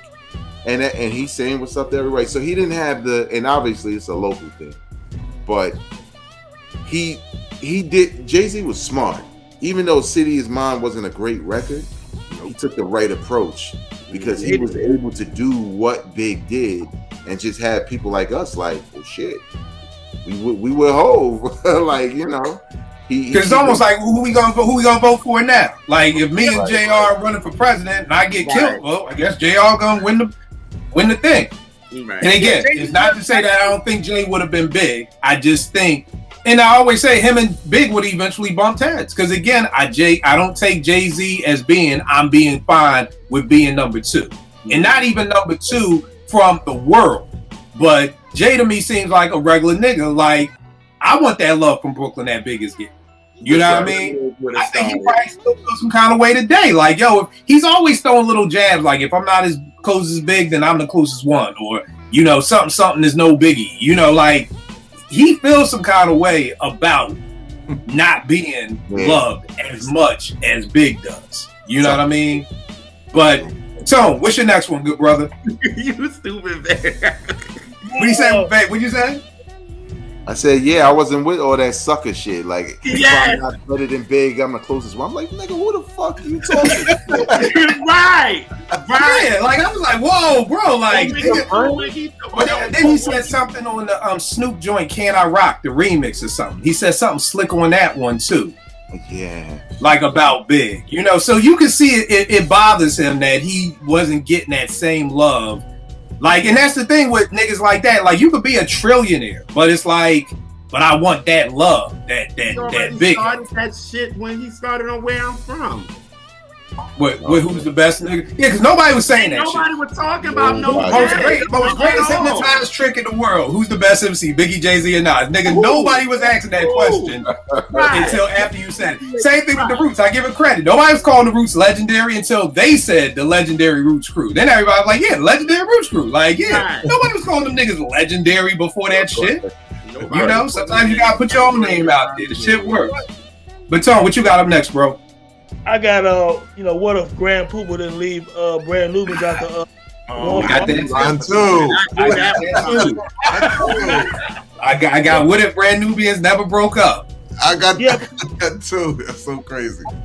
I like the God we trust, and everything is my shit. But imagining Pooba on them tracks on Everything Is Everything, man. Like, man, they missed a good opportunity, man, with both of those albums. You know, I like Foundation when they came back in '98, but man, Brand Nubians could have really stamped themselves as the upper tier group, man. Of Pooba never left, man, because his solo career, you know, we thought it was gonna pop. You know what I'm saying? 2000s, alright. Real to Real was okay, but together, man, they complement each other so well, man. Like, I hate that Brand Nubians didn't stay together.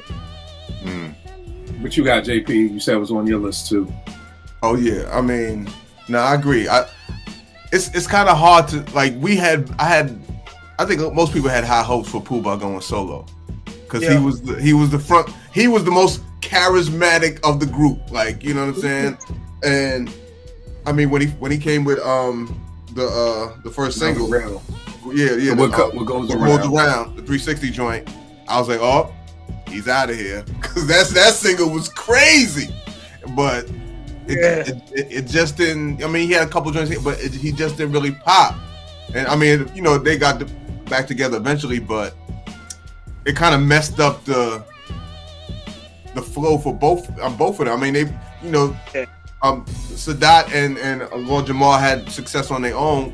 You know what I'm saying? Without Pooba, they had a couple joints. You know what I'm saying? So, but if they would have never broke, it would have been. I think it would have been better for both of them. I mean, as opposed to them being separate entities, you know what I'm saying? For them to stay as a group and make some albums, I think it would have been better for their legacy, I think. Greg, what you think? Man, every time I hear about these groups from the past, whether it's Tribe or EPMD, Little Brother might be the only group where I was good with the breakup because the music was so good. With Brand Nubian, I liked the albums, but it just was not the same. And I kind of feel like they had some serious momentum with that debut as a group. And I know it was more of a business situation with putting Pooba in that group to elevate it. Whereas, you know, he felt and knew, and rightfully so, that he was, you know, a much bigger star. But there was just something special about the beats, about the different voices, the different personalities that came out. they didn't step on each other in any way. Like, it just felt perfect. Yeah. And you know what I'm saying? And to not have him, even though he went and did the solo joint, it just didn't benefit either. It was like, we still rock with them, but it's not the same as hearing One for All, like, you know, all of that. So it's slow down and stuff like that. So What you think, JR? I agree with everybody. I just think, even though the Real to Real was cool, it was just like, that momentum after that first album would have been crazy, and they came out with the second one, and it would have just been epic. I just think, if he would have just stayed, I think it would have been better. Yeah. These dudes had the talent to be a top 5 group ever. Right. You know what I mean? They would stay together, because I think you're not just even talking about Puba over some of those beats. You may be even talking about even doper beats. You know what I mean? Because I mean, that's that. I know that was a thing with Everything Is Everything. Like, to me, the production just wasn't, you know, top notch. So I mean, if you got, you know, the SD50s and all the people who was doing, you know, the first One for All album coming back, and it's funny because I felt like I like both of their next albums, but I felt like the singles were so huge. Like, Punk's Jump Up to Get Beat Down is one of the greatest songs to me ever.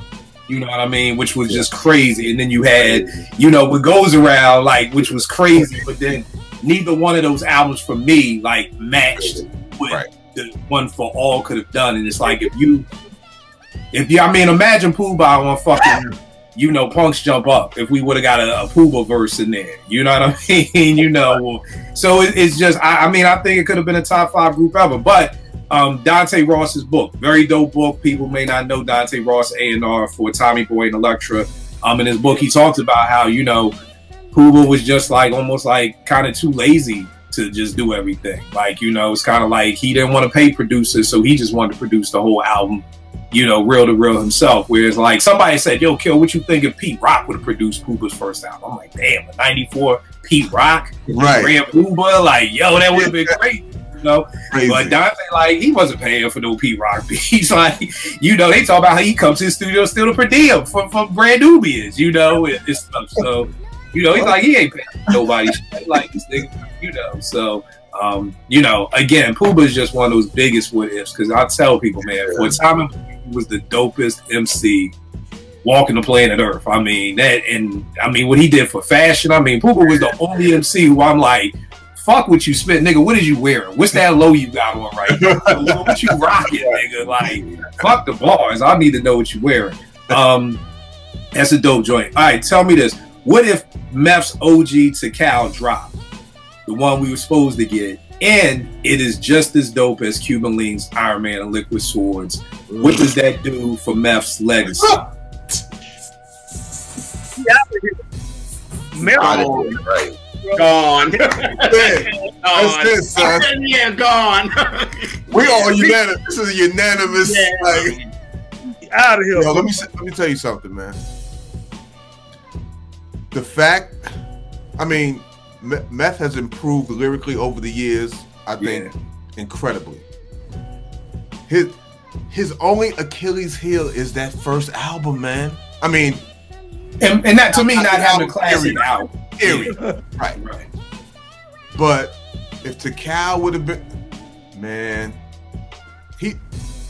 I mean, everybody, he's still respected now, but it would have been a different level. It'd have been different. It would have been a little bit different now. Just he may have been Snoop. You know how big Snoop is?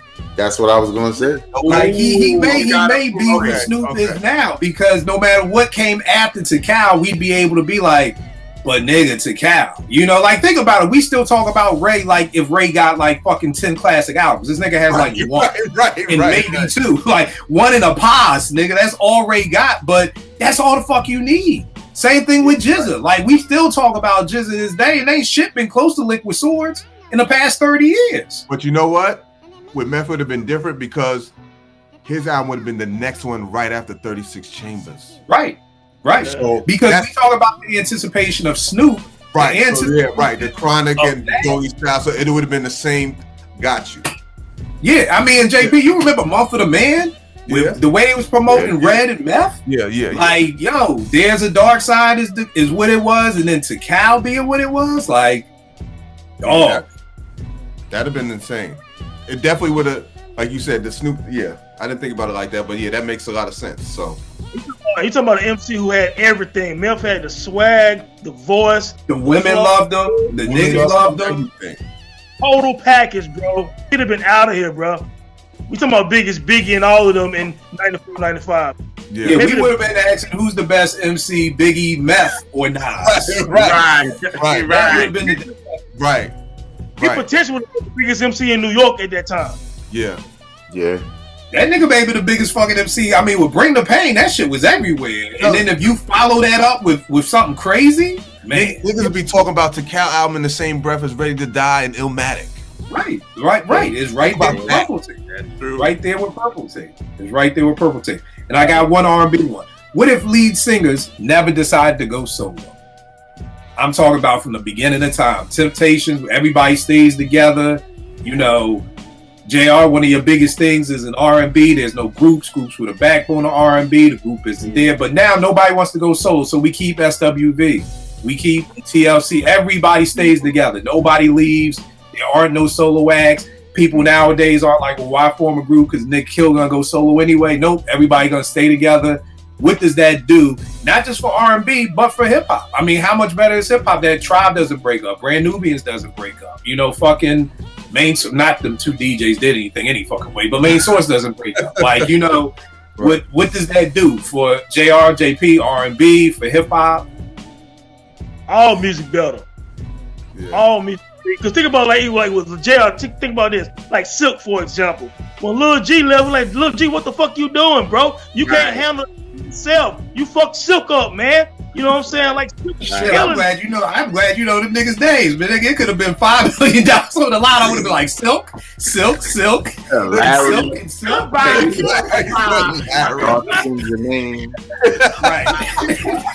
I be making up names like, babe, I hope it's a Jermaine in the group. Please let it be a Jermaine in the group. Right. It's just the fact that you got people that I feel like you got a group. And you got a lead singer that's just supposed to be a lead singer of a group. Right. Kind of what you schooled me about Coco. Kind of what you said about Coco. Like I said, that as much as she's the voice, you want to see Taj and Lily. Coco's boring by herself. It's just the truth. She has the voice. But you need to see them other two girls beside her that's giving the personality and the this and the that. And you just need that. And I think in a lot of groups, but I think David was a solo artist, to be honest with you. Like, he couldn't stay in the Temps. He had to be solo. I think he just needed to leave Motown for it. But same with Teddy Pendergrass. So some guys, he didn't need to be down with Harold Melvin. Yeah, right. Like, you knew Teddy needed to. You can't be a Blue Note and be better than Harold Melvin. Like, nigga, you can't. Like, you cannot be a backup singer and be better than the lead singer. So, like, you can't be the drummer and then become on a song, and then you think Harold is like, oh, I'm a Cameron Hubbard's like, nigga, you crazy? Get in the back. He's singing solo, not you. Marvin Gaye drums in the band, bro. Marvin Gaye. Marvin Gaye. What you say, Tom? Marvin Gaye used to play drums like a band and shit, bro. Marvin Gaye. Yeah. But you know, particular point though, you need group. Most of these cats need to stay in their groups though. Yes. Right. And the hard part is usually by the time they get back together, it's too late. So by the time we got Foundation, it was like, you know, even the lead single by Primo, like that wasn't even no crazy good first single to come back from. I felt like that was like a good song to have on the album, but that wasn't a good lead off single. Like, nigga, we back together, we were Primo. We needed something a little more exciting than that shit. That shit was like a B-side of, you know, song number 8 on the album, you know, so yeah, that wasn't. I was. Don't let Don't Let It Go to Your Head was dope, but you know, that was cool. Yeah, that was cool. But when it was like, yo, listen to this new Primo Brand Nubians, I was like, yeah, it's cool, but nigga, I don't feel no excitement, nigga. I don't get it. I would be like, we need Punk's Jump Up to get beat down. Like, all y'all producers, listen to this shit. That's the energy we need for our first single to come back. Call us when you got that energy, and move from there or whatever. But JR, what you got up next? right. Since you took it that way, I'm gonna go. What if Stevie didn't re-sign with Motown and we wouldn't have got no 70s period? Hey, this nigga go again, stalking from fucking 1968. Nigga, I don't know. Niggas just talking about the Temptations and gonna ask me that I go back. But I don't know. When was he supposed to sign with? You gotta give me homework, JR. You like, what if Stevie didn't sign back with Motown? Where else was he supposed to sign? I don't know what's going on. You gotta give me the backstory. So he basically saying, what if we didn't get none of his 70s albums? The period that everybody loves him for. Yeah. Right. Okay. For the 70s period. So you don't think, would he have been able to make that somewhere else? Because it wasn't like directly with, was the Funk Brothers like? No, I mean, what label he would have went to? Don't know. That's what I'm saying. You asking what? Nigga, I don't know because I don't know what labels was around. You know, JR, you have to help us, nigga. You got to be like, these are some of the other labels. I don't know where else was around. Like if you said, what if Jay-Z didn't start Rockefeller? I could be like, oh, he could have went to Apple. He could have went here. I don't know. Okay, what if we wouldn't have just got the 70s period? The album. Well, music would suck then. Like we would have lost a lot of great fucking music. Like, good lord, like we don't get. No, but what I was really wondering is like, I feel like, let's say, I feel like Tribe could have made Low End on Jive, on Tommy Boy, on. You see what I'm saying? Like, that's the only reason why I was asking. Like, was there something specific about Motown that helped him make those albums there? It did, because with that, he turned 21 and he wanted to be creative. He wanted to do everything. And you know, Barry wasn't about that. So he was like, Stevie was like, well, if you don't give me what I want, I'm out. My contract is done. I want to leave. So Barry was like, you know what? Give it to him. He gonna fail anyway. And look what happened. You know what I mean? So it's like where he would have went. He would have went to Gamble and Huff. They probably would have did the same thing at Philly. Wanted to produce him. Yeah, right. They'd have been like, well, let's produce you. So where else would he would have gone? So he could have. So I'm saying, with all that being said, if he didn't sign back to Motown, music wouldn't have been what it been anyway. You know what I'm saying? So it's just like, what if he didn't sign? We wouldn't have got the 70s period. We wouldn't have got the music. We wouldn't have got a lot of samples. We wouldn't have got this. We wouldn't have got Millie. We wouldn't have got, you know what I'm saying? Like, a lot of things wouldn't have happened if he wouldn't have never re-signed. So, and starting an independent label in the 70s wasn't a thing, right? No, not at all. I mean, it was tough. And then here's the thing, I don't need Stevie doing an independent label either. You can't fucking make songs in the key of life, running a label, fucking selling sunglasses and canes and shit like that. You gotta focus on the music. Sunglasses and canes? Right, bro, you see him? You catch it?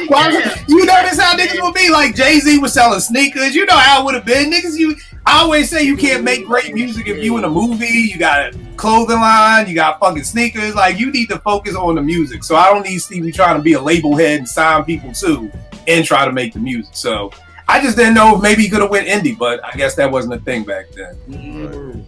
Crazy, man. Looking at that classic period from Stevie Wonder, I can't imagine not having that, because that's one of the best runs in American music history for arts. Probably the best run. You know, you can't really name many. I mean, you got the Beatles had a run, you know what I'm saying? Marvin Gaye had a run, you know, Michael Jackson, whatever. But Stevie Wonder might have had the best run as a solo artist. That period, a whole decade. Like the whole and we going into the 80s with Squared Circle. Like, that's right. Part-Time Lover and fucking Overjoyed, and that was his commercial period. Yeah. He became global.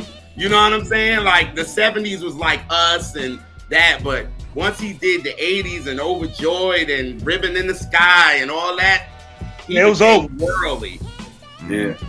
I don't know, man. That's a good joint. All I know is we miss out on a lot of great music, man. A lot of great music. JP, what you got up next? Okay. What if after the super success of What's the 411, My Life was a flop? Wow. That wouldn't have been on my wall. That would have been. That would now. So What's the 411 is still what it is. No. But my life. Mary wouldn't have been what she is. Nope. Exactly. I think that's like a solid halt on her career. You know what I mean? That's like because I think without My Life, you're not getting the Not Gonna Cry with Babyface. Like, I don't think she gets invited to that session because What's the 411 was for us. You know what I mean? Like, My Life was for us, but I think it kind of got her a little bigger. So, right. Share my respect as a musician.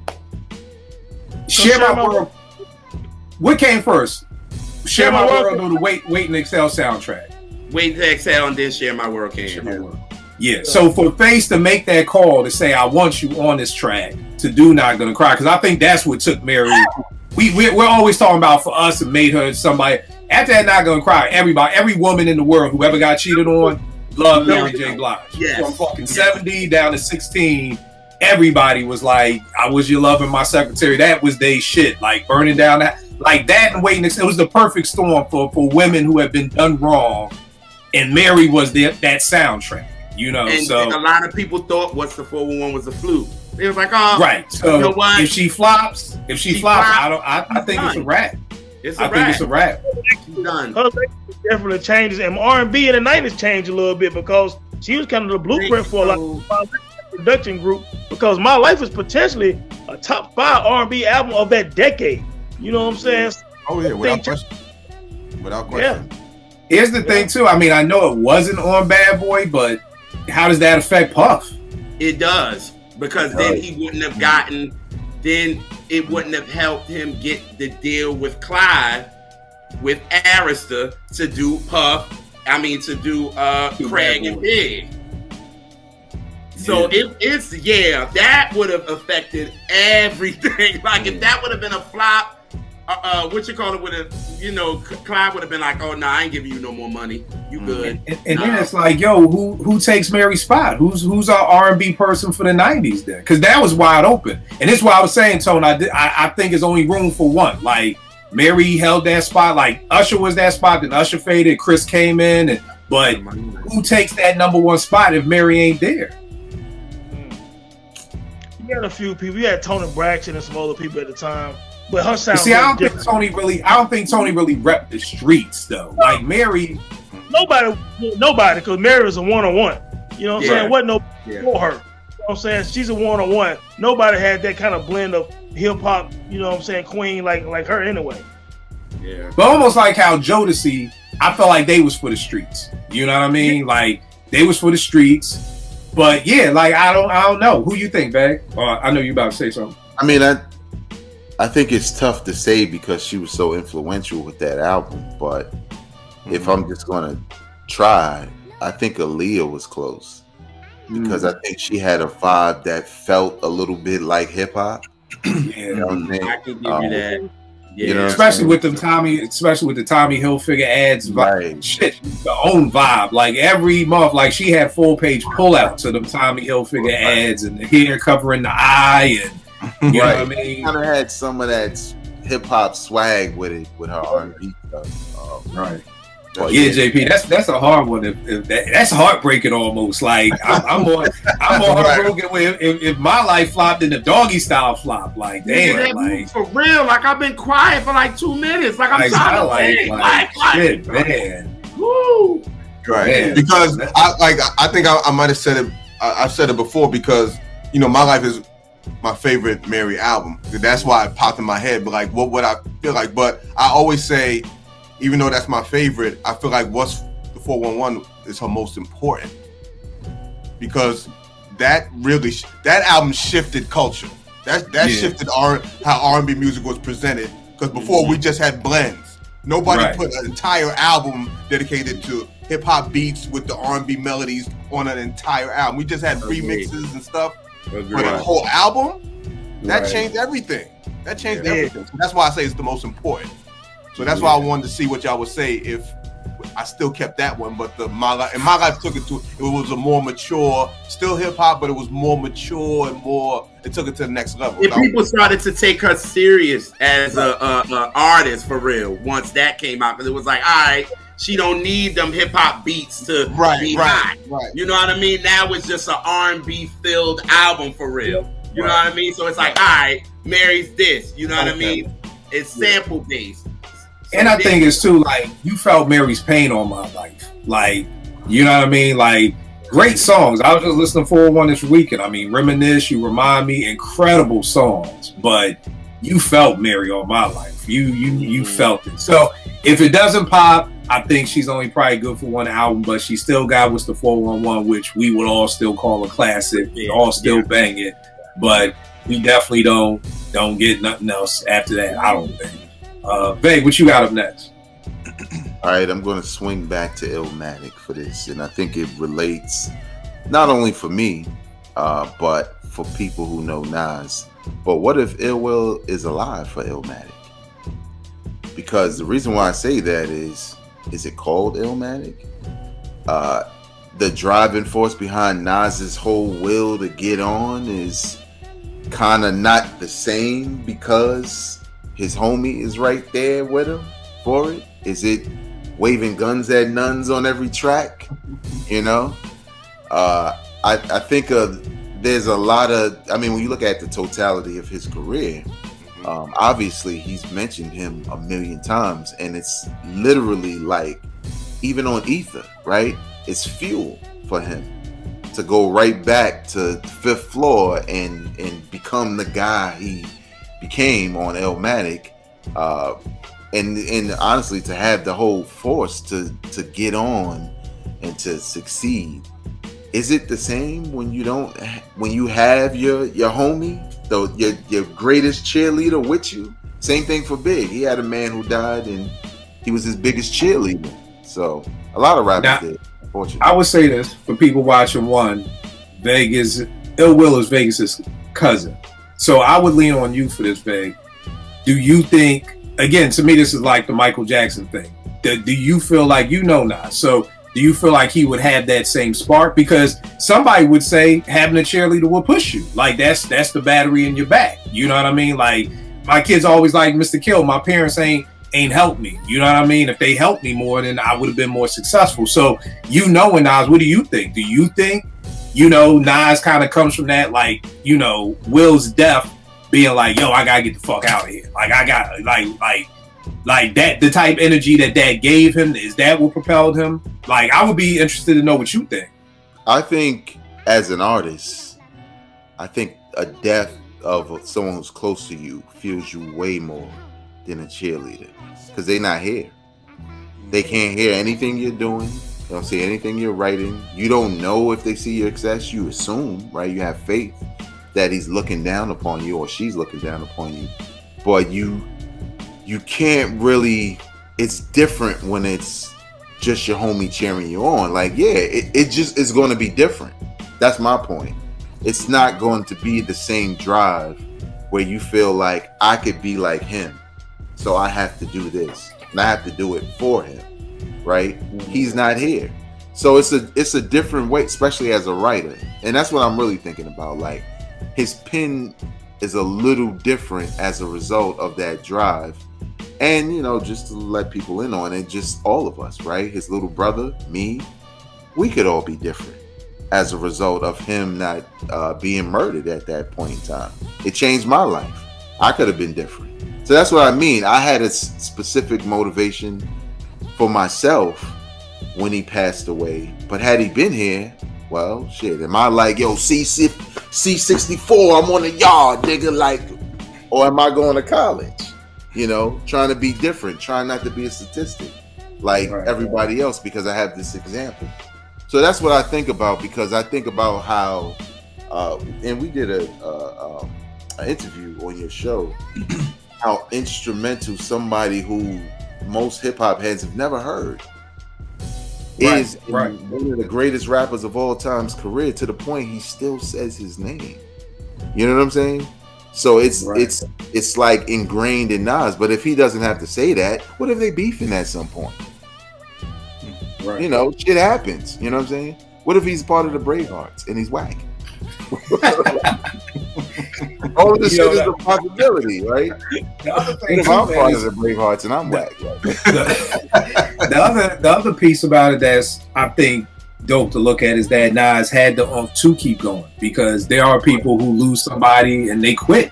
Right. They lose the passion. They, Will ain't here.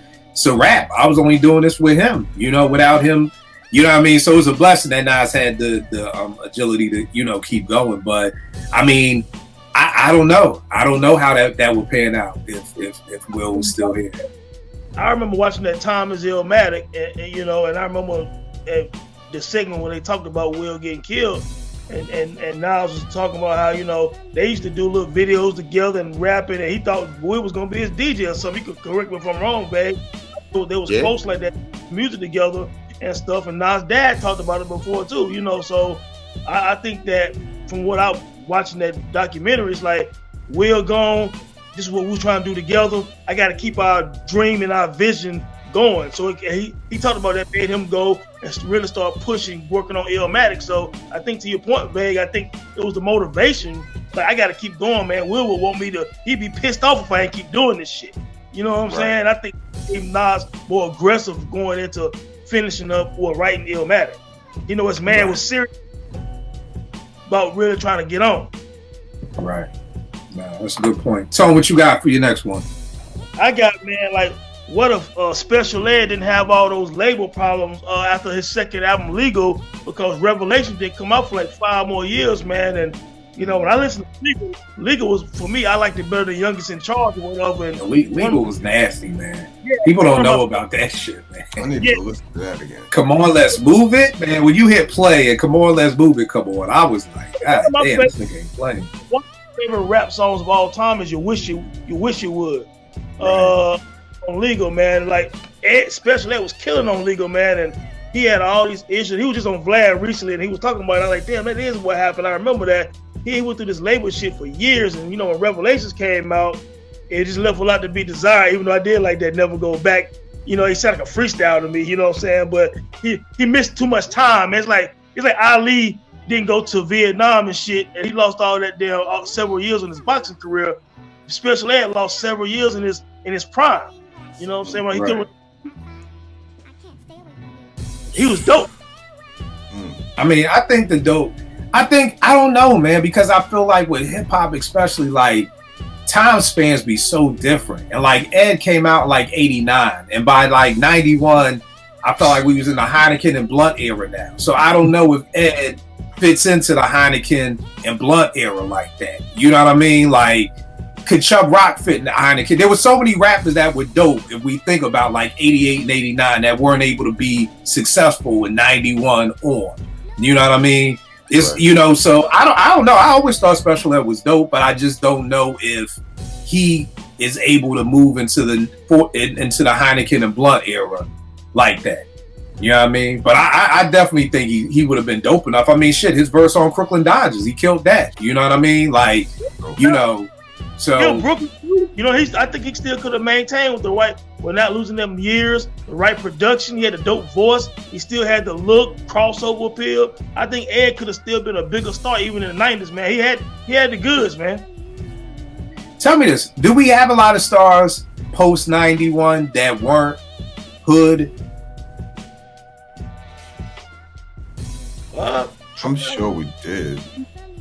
Because now we're starting to get into the boot camp clique era. We're getting into fatigues. We're getting in. Nobody's dancing no more. No more backup dancers. It's jungle and niggas on stage smoking blunts and drinking Heinekens. Like, you know what I mean? We don't have regular looking dudes anymore in the industry. Well, what about Tribe and De La Soul? I mean, Stakes Is I came out in 96. You know what I'm saying? So you still got Tribe and De La and other people. Heavy D still a star. Yeah. Heavy D got off and all that shit. What's that? Nothing But Love and all that shit like in 94. You know what I'm saying? So you had dudes getting it in. Yeah, Heaven's like an anomaly though. Heaven's like the original Big to me. Like Big, everybody fucking loved him. You know what I mean? Like, yeah, but I mean, no. These are good answers. I'm trying to think myself. What you gonna say, Beck? I was gonna say to Tone's point, I think, and this is just for me, and it even goes to the breakups and everything. I think once you took that break and like a whole other wave was happening, me as a fan when it's like, oh, you know, like somebody like my brother, you know, disrespect to our brother, but he'd be like, oh, Special Ed got a new album. I'm like, nigga, I'm listening to Wu-Tang. Like, I don't care what he's doing. That was like, I was in a whole nother school at that point. You know what I'm saying? So it's kind of like you said earlier, Kill, it was like some of those hip hop rules would just tell you, yeah, we're done with it, especially back then. Like, yeah, you should have came out a little bit early. We'd still be rocking with you, but now we not. You know, Buckshot is killing his verse. You cool? It's, you know, it's almost like it's like your taste buds change. You know how like you get old, like you good with eating cafeteria food in college, then you start getting somebody you like. I remember Red Lobster used to be the shit. Try and take somebody to Red Lobster right now. It's like, damn, Kill, that's where we at. Like, we ain't cool no more, nigga. We just go to Red Lobster. Like, shit. Like, I still like their biscuits. Like, but it's almost just like, nah, man. Like, I ain't fucking with Special Ed. Because now our ears, like you said, we listen to Wu-Tang Clan. We listening to, you know, Buckshot Shorty. We listening to Mobb Deep. Like, you know what I mean? So it's almost like your ears change. So it's like, you know, I don't want to hear about you and your goddamn motor scooters, nigga. Like, no, like we, you know, nobody died on your album, nigga. Come on, nigga, where you good, nigga? Where you good? Like, so, I mean, but I would hope because Ed was definitely dope. I'm gonna throw my last two out here because I don't want to keep us too much longer. Great conversations. What if Stretch and Bob never had 89.9? There was never no, and on top of that, college radio did not exist. It did not exist. So. All those groups, Vague, people who may not know me, and Vague hosted Strictly Hip Hop 889 up at Morgan. There's no college radio. The only radio stations you have is the commercial stations. For people who may not know, Wu-Tang, Nas, Big L, Organized Confusion, OC. I can run off thousands of groups that got their start on Stretch and Bobbito's radio station. What does hip hop look like? Do we, you know, does Wu-Tang still get signed? Do you know, because nobody's hearing them on the radio? Right. You know, this is now just all through the streets. Yeah. You know, for people watching, like Stretch and Bob's tapes were bootlegged and sent to California, and it wasn't just a New York thing. Me and my man Jason would talk about driving up the turnpike just until we could get the signal. Like, that's how important Stretch and Bob's show was. And I mean, all college radio across the country played the music that commercial stations wouldn't play. So what do you guys think? How's that changed the game? Vague? I'll say it impacts it tremendously because there was a sense of discovery with the college radio stations, right? Like half the time you didn't know half the artists that were there, and that was the whole reason why you were listening to discover. I think in New York, it makes a lot of dudes more local because we had Video Music Box, which was Stretch and Bobbito. But now, I'm not old enough to be in the club, but I'm watching Big and Jay-Z. I mean, not Big and Jay-Z, Nas and Jay-Z perform. I'm watching, you know, all these artists. I'm seeing from them for the Wu-Tang, all of them for the first time with Ralph McDaniels. But that's a local thing. You know what I'm saying? So I don't think it catches on the way if you don't have them traveling up and down the turnpike, hitting all the colleges and the black colleges, the HBCUs. That has a tremendous impact on, especially in the 90s. So. Yeah. And again, for people watching, college radio was not just on campus, it was a real radio station. The whole city could hear it. So I know somebody at home is like, fuck, we want to get played on some college station. Like, no, college stations were on the same frequency. We were FM. It wasn't just, and we were, you know, it was FM, and it gave you where you tuned in to hear what you weren't gonna hear on the commercial stations and everything like that. So, anybody else? Any other thoughts on that? Yeah, I think a lot of the groups don't even make it. I think a lot of them don't make it because, I mean, college radio is so instrumental for that music to get to different states. You know what I'm saying? To begin with, to spread the music across the country and stretching by, like, come on. I mean, it definitely changes how hip hop looks in the 90s. It definitely changes. It changes how hip hop looks today and how we feel about it if those two things weren't in place. Right. This is a piece right here from Vibe Magazine about college radio, and you can see just how many across the United States. Really, you see, again, nothing in the middle of the map over here, you know, but you know, just college radio stations, this is where all this hip hop was able to get played, and just this long list. You know, and it's crazy because I pulled this out of Vibe magazine. This is like 91 because I circled WEAA and I was like, shit, I want to work up there one day. You know what I mean? So, yes, a picture of that kid because I'll send a picture to you right now. No doubt, I did a tweet about this earlier today about the radio station, college radio, and all of that. Had a good conversation about that. Like you guys said, man, you know, hip hop is not the same without them joints at all. The same. Yeah. It's crazy. And then my last one, then we can go around. What if Big lived and Nas answered the Kick in the Door diss? Who wins that battle? Nas or Biggie? Man, I think Biggie's more battle ready. I mean, I just think when I think about Biggie, man, real quick, like most of his songs sound like battle songs. You think about Long Kiss Goodnight, the Kick in the Door type stuff, What's Beef, Who Shot You? He always sounded like he was battling niggas, you know what I'm saying? That's what I was saying about people talking about Pac at the time. Like, yeah, Pac was loud with everything, man, but Big was calculated. If he would have had to put Pac name in some of them songs, I think shit looks totally different because the way his voice, he just sounds like a aggressive battle rapper. I think that, you know, he'd have got Nas on some battle shit in the early 90s to me. You know what I'm saying? Favorite MC. But I don't know if anybody could have fucked with Big at the time if he really wanted to battle and really call your name. I just don't see it. Right. What you think, JP? Oh man. You know what? I think that I don't know. I kind of feel that the way niggas was battling, and you know, I don't know. I feel like I don't know, man. It's hard. It's a hard question. Both of them, I mean, you talking about Big in his prime, and you talking about Nas in his prime. You know, be a good battle. I'm not trying to go obvious queen. You know what I'm saying? I'm trying to be. It's tough either way. It's tough. I feel like at that time, Nas would have said something very intricate, but charisma-wise, I think Big would have got him. Charisma-wise, cadence and flow.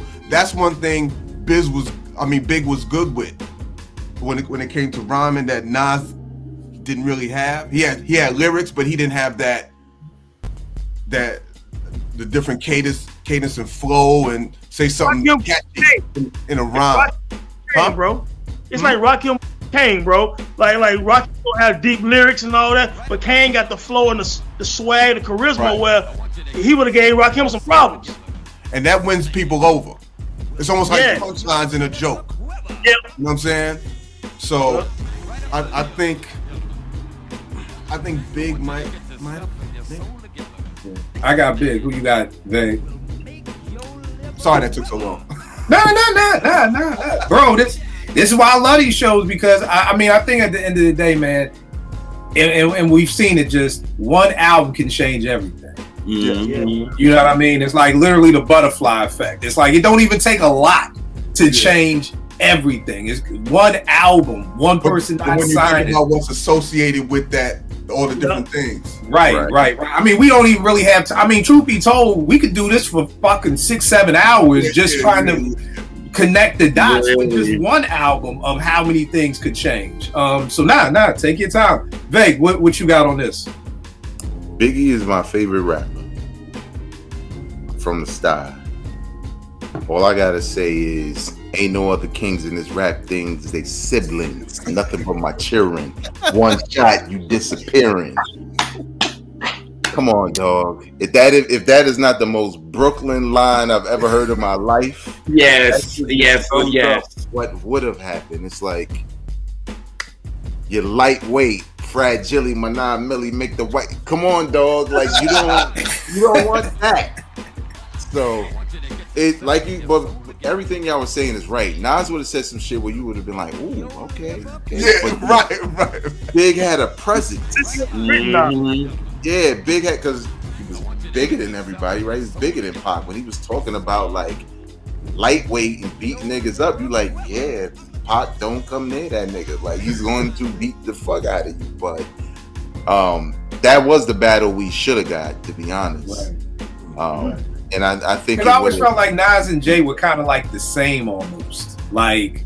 Right. Like, but I feel like Big, like everybody's saying, just the charisma in it just would have been like when you hear Kick in the Door, it's just like, God damn, it sounds like the Hulk just beating up on somebody. You know, like in the Avengers, they was like, but we have a Hulk. Like, I felt like that's Big, like on Who Shot You, and like, well, we have a Big, like, nigga, you want to fuck with this nigga? Like, really? We gonna say JP? So, like, even like Little Ron, where he be like, it was me, the MPV, the Bunch and the Brute, like.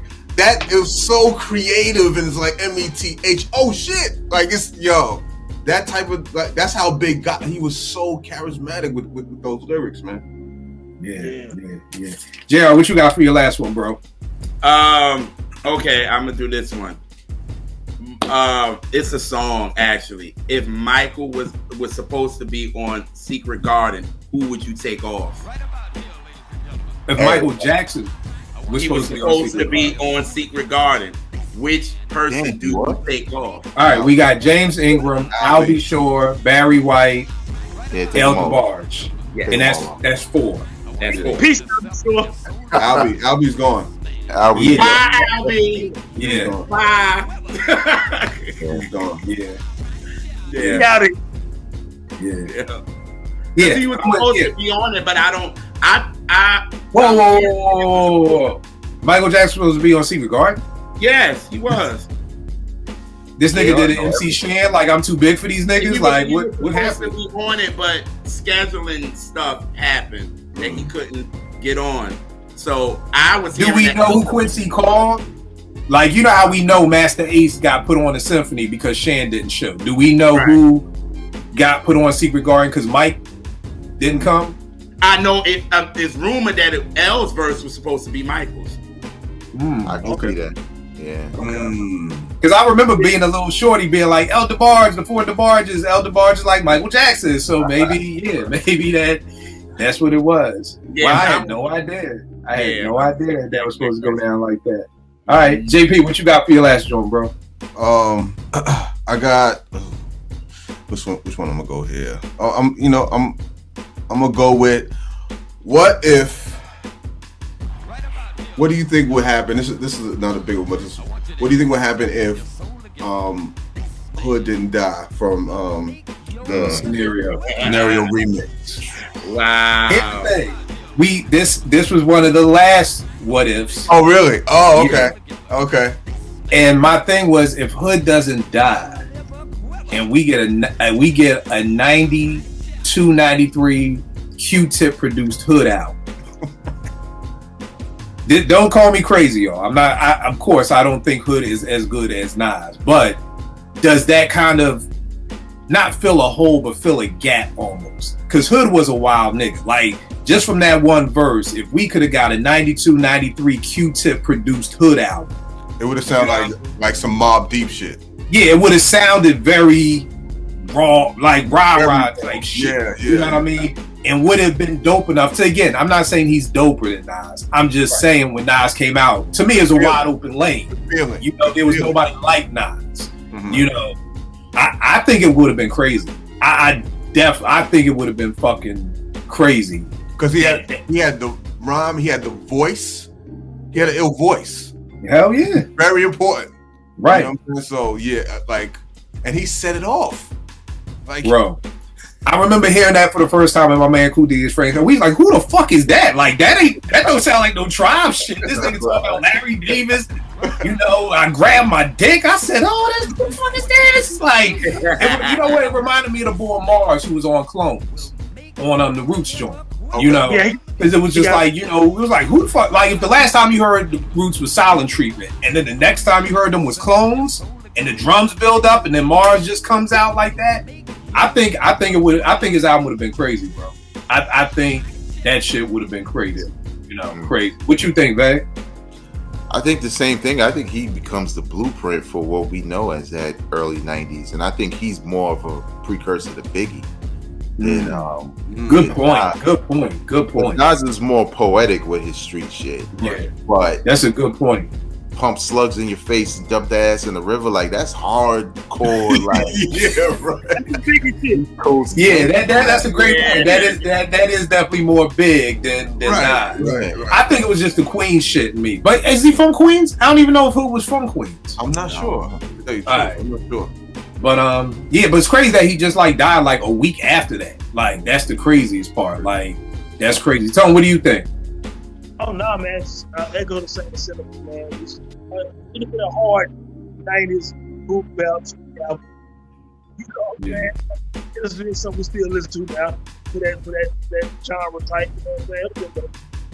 And I just really think with a 92, 93 Q-Tip, you were talking about Q-Tip coming off a low end, going into midnight, like he is in his prime as a producer right now. So the shit that he is gonna lace, think about the shit he laced Mobb Deep with. You know what I mean? And like, so I mean, like the shit that he would have laced him with, You know that right? And the Q-Tip being the executive producer, you know he would have definitely been able to craft some good songs. It wouldn't just been all spitting like Q-Tip producing and executive producing and that. He gonna guide. Yeah, and God forbid if Tip decided to go out and like call in some favors and get a Pete beat or get a Primo beat, or you know what I mean? Like it could have been crazy. It could have been crazy. JR, what you think? That's hard. And all this, we doing all this off of one verse. Right, verse. right. That's all we doing. That's what we doing off of one verse. But see, that's the thing that again Generation Z doesn't understand. One verse Was that dope? was the equivalent. Like if it was dope enough, it was literally goddamn near the equivalent of a whole fucking album. Yeah. You know that we are still what the remix came out in 91 and it's 2023 and niggas are still talking about hood. You know what I mean? Like there are niggas who dropped more albums last year that we ain't talking about. Like so that's how hard one verse was at that time. You know what I mean? So that's crazy. I don't know. I think the album would have been crazy, and I definitely agree. Definitely more of a precursor for Big than Nas. Big, what's your last joint, bro? I got two joints I'm gonna throw in here. What if Prodigy made an Ether level Jay-Z diss record before Nas? Because remember, the beef was with Prodigy, and then Jay-Z kind of threw in Ask Nas. He don't want to hold him. Everybody's attention kind of turned to that, but he was going in on Prodigy, and what if he had a drop a gem on him for Jay-Z? Like, do we even get a Nas squabble, or we just laser focus like about P? Like, you know what I'm saying? Obviously, we didn't get that, but what if we did? So, I don't know. I don't think we get the Nas. I don't think we get it because if Prodigy comes out and do his, because I think if Prodigy wipes the floor with Jay is gonna act like the shit didn't happen, and then Jay is not gonna want no beef with nobody else. Like it's literally like if you just got knocked the fuck out, like you are not trying to go fight somebody new the next day. You like, let me just walk off this knockout for a minute before I get back in the ring. Like, let me take a couple of days to get my mind right. So I don't even think he has. Yeah, I don't. So what you're saying, Vegas, Takeover comes out. He disses Prodigy and Nas, but P answers first. right. And destroys him. Nas may just throw in just to kick that nigga while he's down. Like, I don't think it does an Ether because they had to push Nas even do it because Nas was blowing that shit off like, yeah, whatever, I don't even fucking care. And Jungle was like, nah, you know what I'm saying? Yeah, get back at this. You know what I'm saying? So there's no Ether, there's no Last Real Nigga Alive, there's no Blueprint 2 title track. You know, I don't think none. So hold on. So Nas was really like, I ain't even stressing Takeover. Yeah, they talked about. He ain't paying no mind. He didn't fucking care. Okay. He said the streets wouldn't let him let it go. And Jungle was like, nah, dog. Yo, that's so fucking crazy. Like, nigga, You come at me like that, we going, nigga. We I don't need no battery in my bag. Let's go. And look, Prodigy already had a reputation for that, right? Like LA, Yeah. drop a gem on him. So he was with the shits. We just didn't get.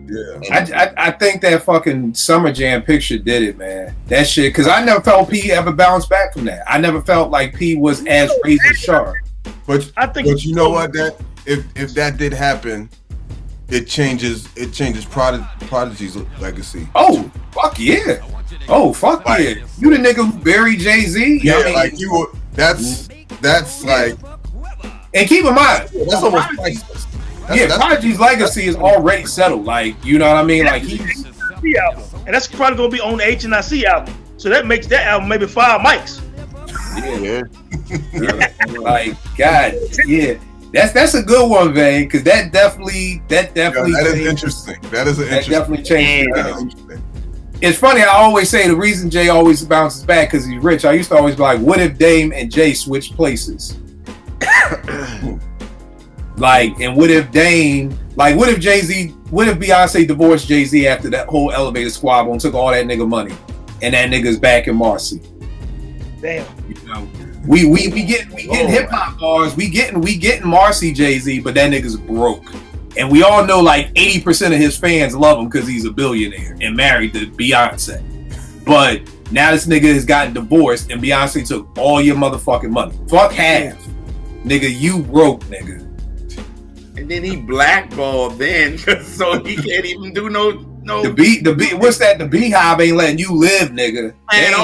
They ain't letting you live one day. You even pop up on social media, nigga. Sit your camel ass back down. That shit is not. They are not letting that shit live down. But hell no. That's a good one, Veg. And you said you had another one too, right? Yeah, just one more. What if Ice Cube never left NWA? I mean, we only got 2 albums. He only on one of them. Right. We don't get America's Most Wanted. We don't get Death Certificate. We don't get his album Run. Right. We don't get. So I'm glad you left. Yeah. We don't get no Vaseline. I don't know. The hard part for me is I think Q was so. I don't know if Q would fit in with NWA because I felt like he was like America's Most Wanted. Like I felt like Q was like this black revolutionary / gangster type nigga. You know what I mean? And I don't know if that fits in with the next NWA album. Well, I think it's again. I think when you're an artist and now it's just you, well, you can unleash all of that. Right. But you're also a ghostwriter for this group. So depending on the direction of the group, right? Maybe Eazy-E is getting some of those joints. You know, maybe Eazy-E gets Today Was a Good Day, and Ice Cube wrote it. But it's more like, you know, the group dynamic. But you also don't get Death Row, right? Because that was like he left. Oh wait, maybe this nigga right about getting jerked. You know what I'm saying? And then that's when they bounce. But now if he don't bounce, Suge Knight's there, everybody's there. Right. Or like you said, what if they all realize they getting jerked and then Cube goes to Death Row with Dre? Do we get Snoop? No. Do we need it? You shit. Damn, that's crazy. Yeah, I don't know. Ice Cube on Death Row though. Yeah, I mean it's like one of those things. Like, am I even looking for talent because I got Cube right here? Right. You know what I mean? So it's almost like I said. What if the last episode was what if DOC don't lose his voice? Do they get slaughtered in No Vaseline? Because now you bring DOC in the NWA. You know what I'm saying? So DOC versus Ice Cube is a hell of a battle, man. Oh man, that's a hell of a battle too. Tone, what you got left, bro? Hey man, you know, I got Jiggle again. What if Jay? You know what I'm saying? Because Jay-Z and LL had problems for a minute. Then when he was president of Def Jam, it was tight because he felt like he wasn't getting the promotion and the push with his album. So I think that would have been the time right there. LL and Jay-Z would have battled. And unfortunately, I love James Todd Smith, but I think he was a few years too late, man. I think Jay would have bombed on him. Now, what year is this? Y'all know me. I'm always big on the years. I gotta know when you're in your prime. That's important. This is 2000. Like what was it? 7, 6, 7? Seven, Like yeah, that, right? 2006, 7. All right, so we talking about Black Album Jay-Z, Blueprint 2 Jay-Z, No, that's American Gangster Jay. American Oh yeah, Gangster. 2007. Yeah, that's American Gangster. I think American Gangster Jay is a focused motherfucker. American Gangster is probably my favorite Jay-Z album. And that's I know what I'm the only told person right who here. He is thinks this. LL up, yo. Jay was in his bag on that album. Yeah, I don't think L wanted with Hov. What's up, So man? it kind of started before he became his boss because Oh, right. not last time, not next time, but this time, but next time I'ma say names. And then Jay-Z, that's the LL Posse Cut joint with Prodigy. I shot you. But then Jay-Z on the Shy remix, nigga say my name, you Shy? Like he was fucking going at this nigga on an R&B record. They just never committed to the I'm talking to him. Like Okay. it was always See, that's the thing. I don't be knowing these subliminal disses. I don't even be putting two and two together. Like, go listen to that the Shy remix. What's the name of that song? That Jay-Z was on. I know what song you're talking about. I forgot the name of it. You know what I'm talking about? I know what song you're talking about. yeah, Like- I got Jay-Z Kill, got it's- like 4 verses on that joint, like on the remix. But there's a because I just said a small portion of it, but there's a line where he's going at somebody, and he said something. You got beef with Jigga? Would nigga say my name? You Shy? He was talking to LL because these niggas was subliminal with all that shit, and I was just like, I agree with Tone. LL the GOAT, but he getting washed. Okay, with that Jay-Z, he getting washed. Was they called LL leaving the club one night, Dame and Jay, way back. Oh when they yeah, was back in the day, and they wanted to battle. Right. and he wanted to battle him and shit, or said some slick shit at him and all that. So they kind of always had some little thing, you know what I'm saying? Right. Wow.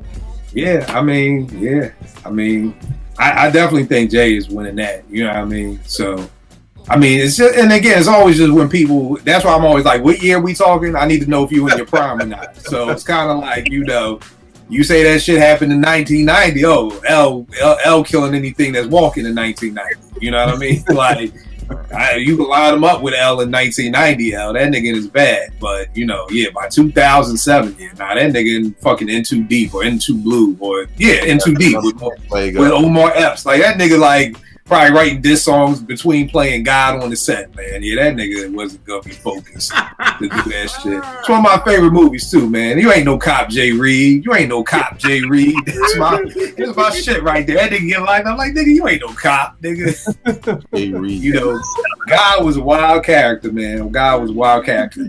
Dope show, y'all. Dope show, y'all. Dope show. I love these what if shows because again. And I'll leave y'all with this. Won't have to discuss it. But what if Aaliyah never died? Is Beyonce?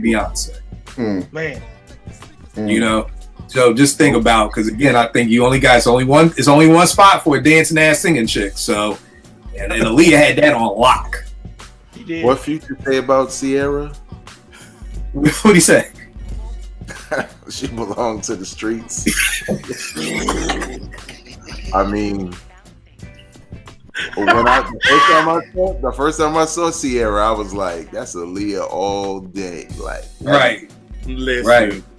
You know, but as long as Aaliyah was here, that spot was taken. Niggas only one parking spot for the principal. You pull up to the school, hey, yo, I've seen principals be like, "Who the fuck is parked in my parking spot?" Get their car and get it out. There's only one spot for the principal, so it was only one spot for a singing, dancing chick, and Aaliyah had that shit on lock.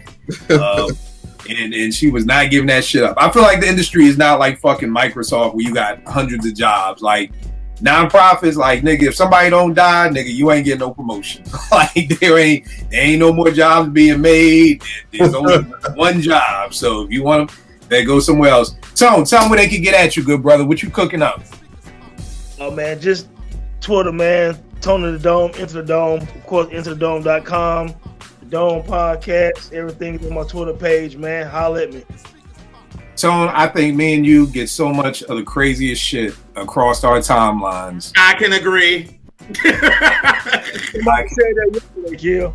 JP, man, we were talking about niggas done had it up to like 19 different pillars of hip hop, like the whole graffiti, MCing, DJing, Oh my God, breaking.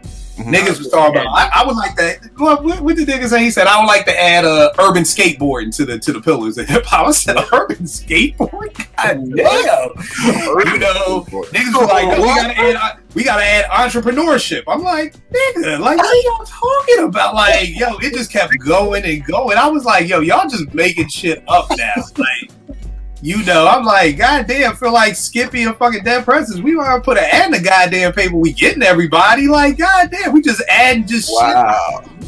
Like, yeah. Me and Tone see a lot of shit. Vay, where can they get at you, man? Talk about the new podcast too, man. You know what was crazy about what you just said? What's that? What people leave out, and this will probably cancel half the shit they say. Around that time when all those elements were, you know, people were doing that actively. Everybody was poor, so there was no entrepreneurship when everybody was poor.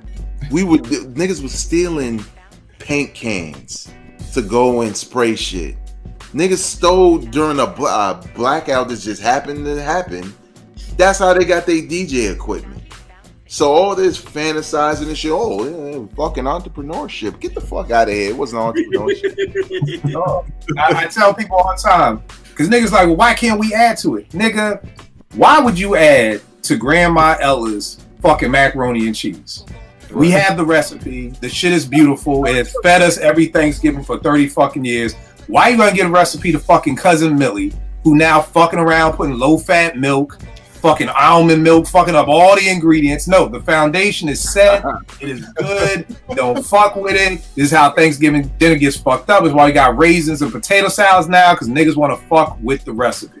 Leave the shit alone. And again, read a book, because entrepreneurship ain't fucking exclusive to hip hop. So why you need to add it like it's some shit that hip hop did? Come on, man. Come on. Yo, you can follow. Yeah, give all your stuff back. You can follow me, and you can come for me. I never do it, but you can try at Vegas World INC on Twitter, TikTok, Instagram, Spill, all that shit. And also, you can check me out on YouTube. I have a podcast called Hip Hop Down Podcast, which is news based. And recently, it was perfect timing because my numbers look really good. I did a review and kind of a what if Nas's I Am the Biography, the original that was good, was actually released. And I had the fucking tape on, like, nigga, the tape right here. Like, you know, here's the bootleg I bought. And you know, I appreciate everybody who checked it out. You know, the conversation start in the comment section. It was really good. A couple of knuckleheads in there like, nah, so Dominus was a classic, and I'm just like, I'm just gonna like this nigga shit. I'm not gonna give him no energy. Nobody answered that, Nick, by the way, but you know, you like that little nigga comment. Go ahead, little nigga. Go ahead. A goddamn fool. JP, where can they get at you, bro? On Instagram you can get me at JPaz Music, JPAZ Music, and JPaz Visuals, JPAZ Visuals. Give them the Bandcamp, man. You got music you got to sell, man. Oh yeah, I mean, yeah, I got my Bandcamp, jpazmusic.bandcamp.com. I got a couple projects out there. You can go check those out as well. All right, no doubt. JR, what you got? All right, the R&B reps. Me and Elise got some new content. She's doing a minute of vinyl theme. She picks a vinyl and she talks about it for a minute. You get a minute. You ain't that long. You in, you out. I started JR's Motown Life, where I give you 4 minutes. I talk about an R&B Motown song, give you the facts, all that kind of stuff, behind the scenes stuff. Give you 4 minutes, in and out. That's it. So we started that. We still got our catch staff going on. We are in talks with the big guest coming on the show, which is so dope. Nice. So we trying to sign that paperwork and all that good stuff. So beware for that. Just follow us, R&B Reps, on Twitter, Instagram. We got a page on Facebook, all that good stuff. So we expanded. We trying to do the damn thing out here. And this Junior's World of Soul, Instagram, Twitter, all that. All right, no doubt. You already know this. Kill 889 Twitter, IG. I'm gonna just run down some dumb shit. I have a notebook in my iPad where I just write down dumb Twitter shit because it helps me come up with shows. And I just want y'all to hear just some of the shit. KRS is a second tier MC. What? A second tier? A second tier. Busta did not evolve, and he is equal to Charlie Brown as an MC. Oh my God. Charlie Brown. Oh, Charlie Brown said that? No.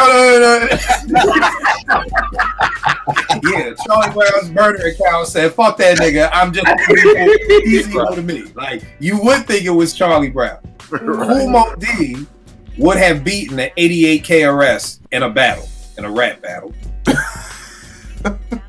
And Method Man spits nursery rhymes. Wow. And that was only the week of November 6th through the 12th. I literally write down everything I see per week just so I can keep up with all this shit. So we can do an end of the year. The what's the show called we do, JR? Oh, I'm sorry, good brother. So that's what we're gonna do, a year end wrap up of all the dumb shit I heard this year. Wow. Pete Guru was on Jazzmatazz 3. Ooh. So the best you ever heard Guru rhyme was on Jazzmatazz number 3. Oh wow! And Gangstar only has 3 songs that lasted the test of time, and Guru made better music and spit his best verses without Primo. Come on now. Yo, who's saying this shit? Yo, it was at 93 Jones. I write down everybody's name too, so like I can keep up with who said. So, at 93 JONEZ said that Guru made better music without Premier. Wow. Wow. Gotta love Twitter. I tell you, man. Hey, I always tell people Twitter is a crack house. If we decide to hang out in the crack house from time to time, you're gonna have a conversation with a crackhead. It's our fault because we choose to hang out in the crack house. So I can't get mad. You can't get mad at a crackhead when they ask you dumb shit. I don't know if any of you all had the pleasure to hang out with crackheads in the 80s. They say some dumb shit. So that's Twitter. That's I Twitter think for you. it's some people who just don't understand half the shit that's involved with hip hop, even just to the crackhead standpoint. Like, trust me, we all been there. Like, you need to go to school. What, nigga? You a fucking crackhead? You need. That's how we deal with y'all. Just like that. You know what I'm saying? Like, what? You don't tell me to go to school. Oh God, y'all dumb as hell. All right, good peoples. I appreciate y'all. We'll check y'all next week, man. All right.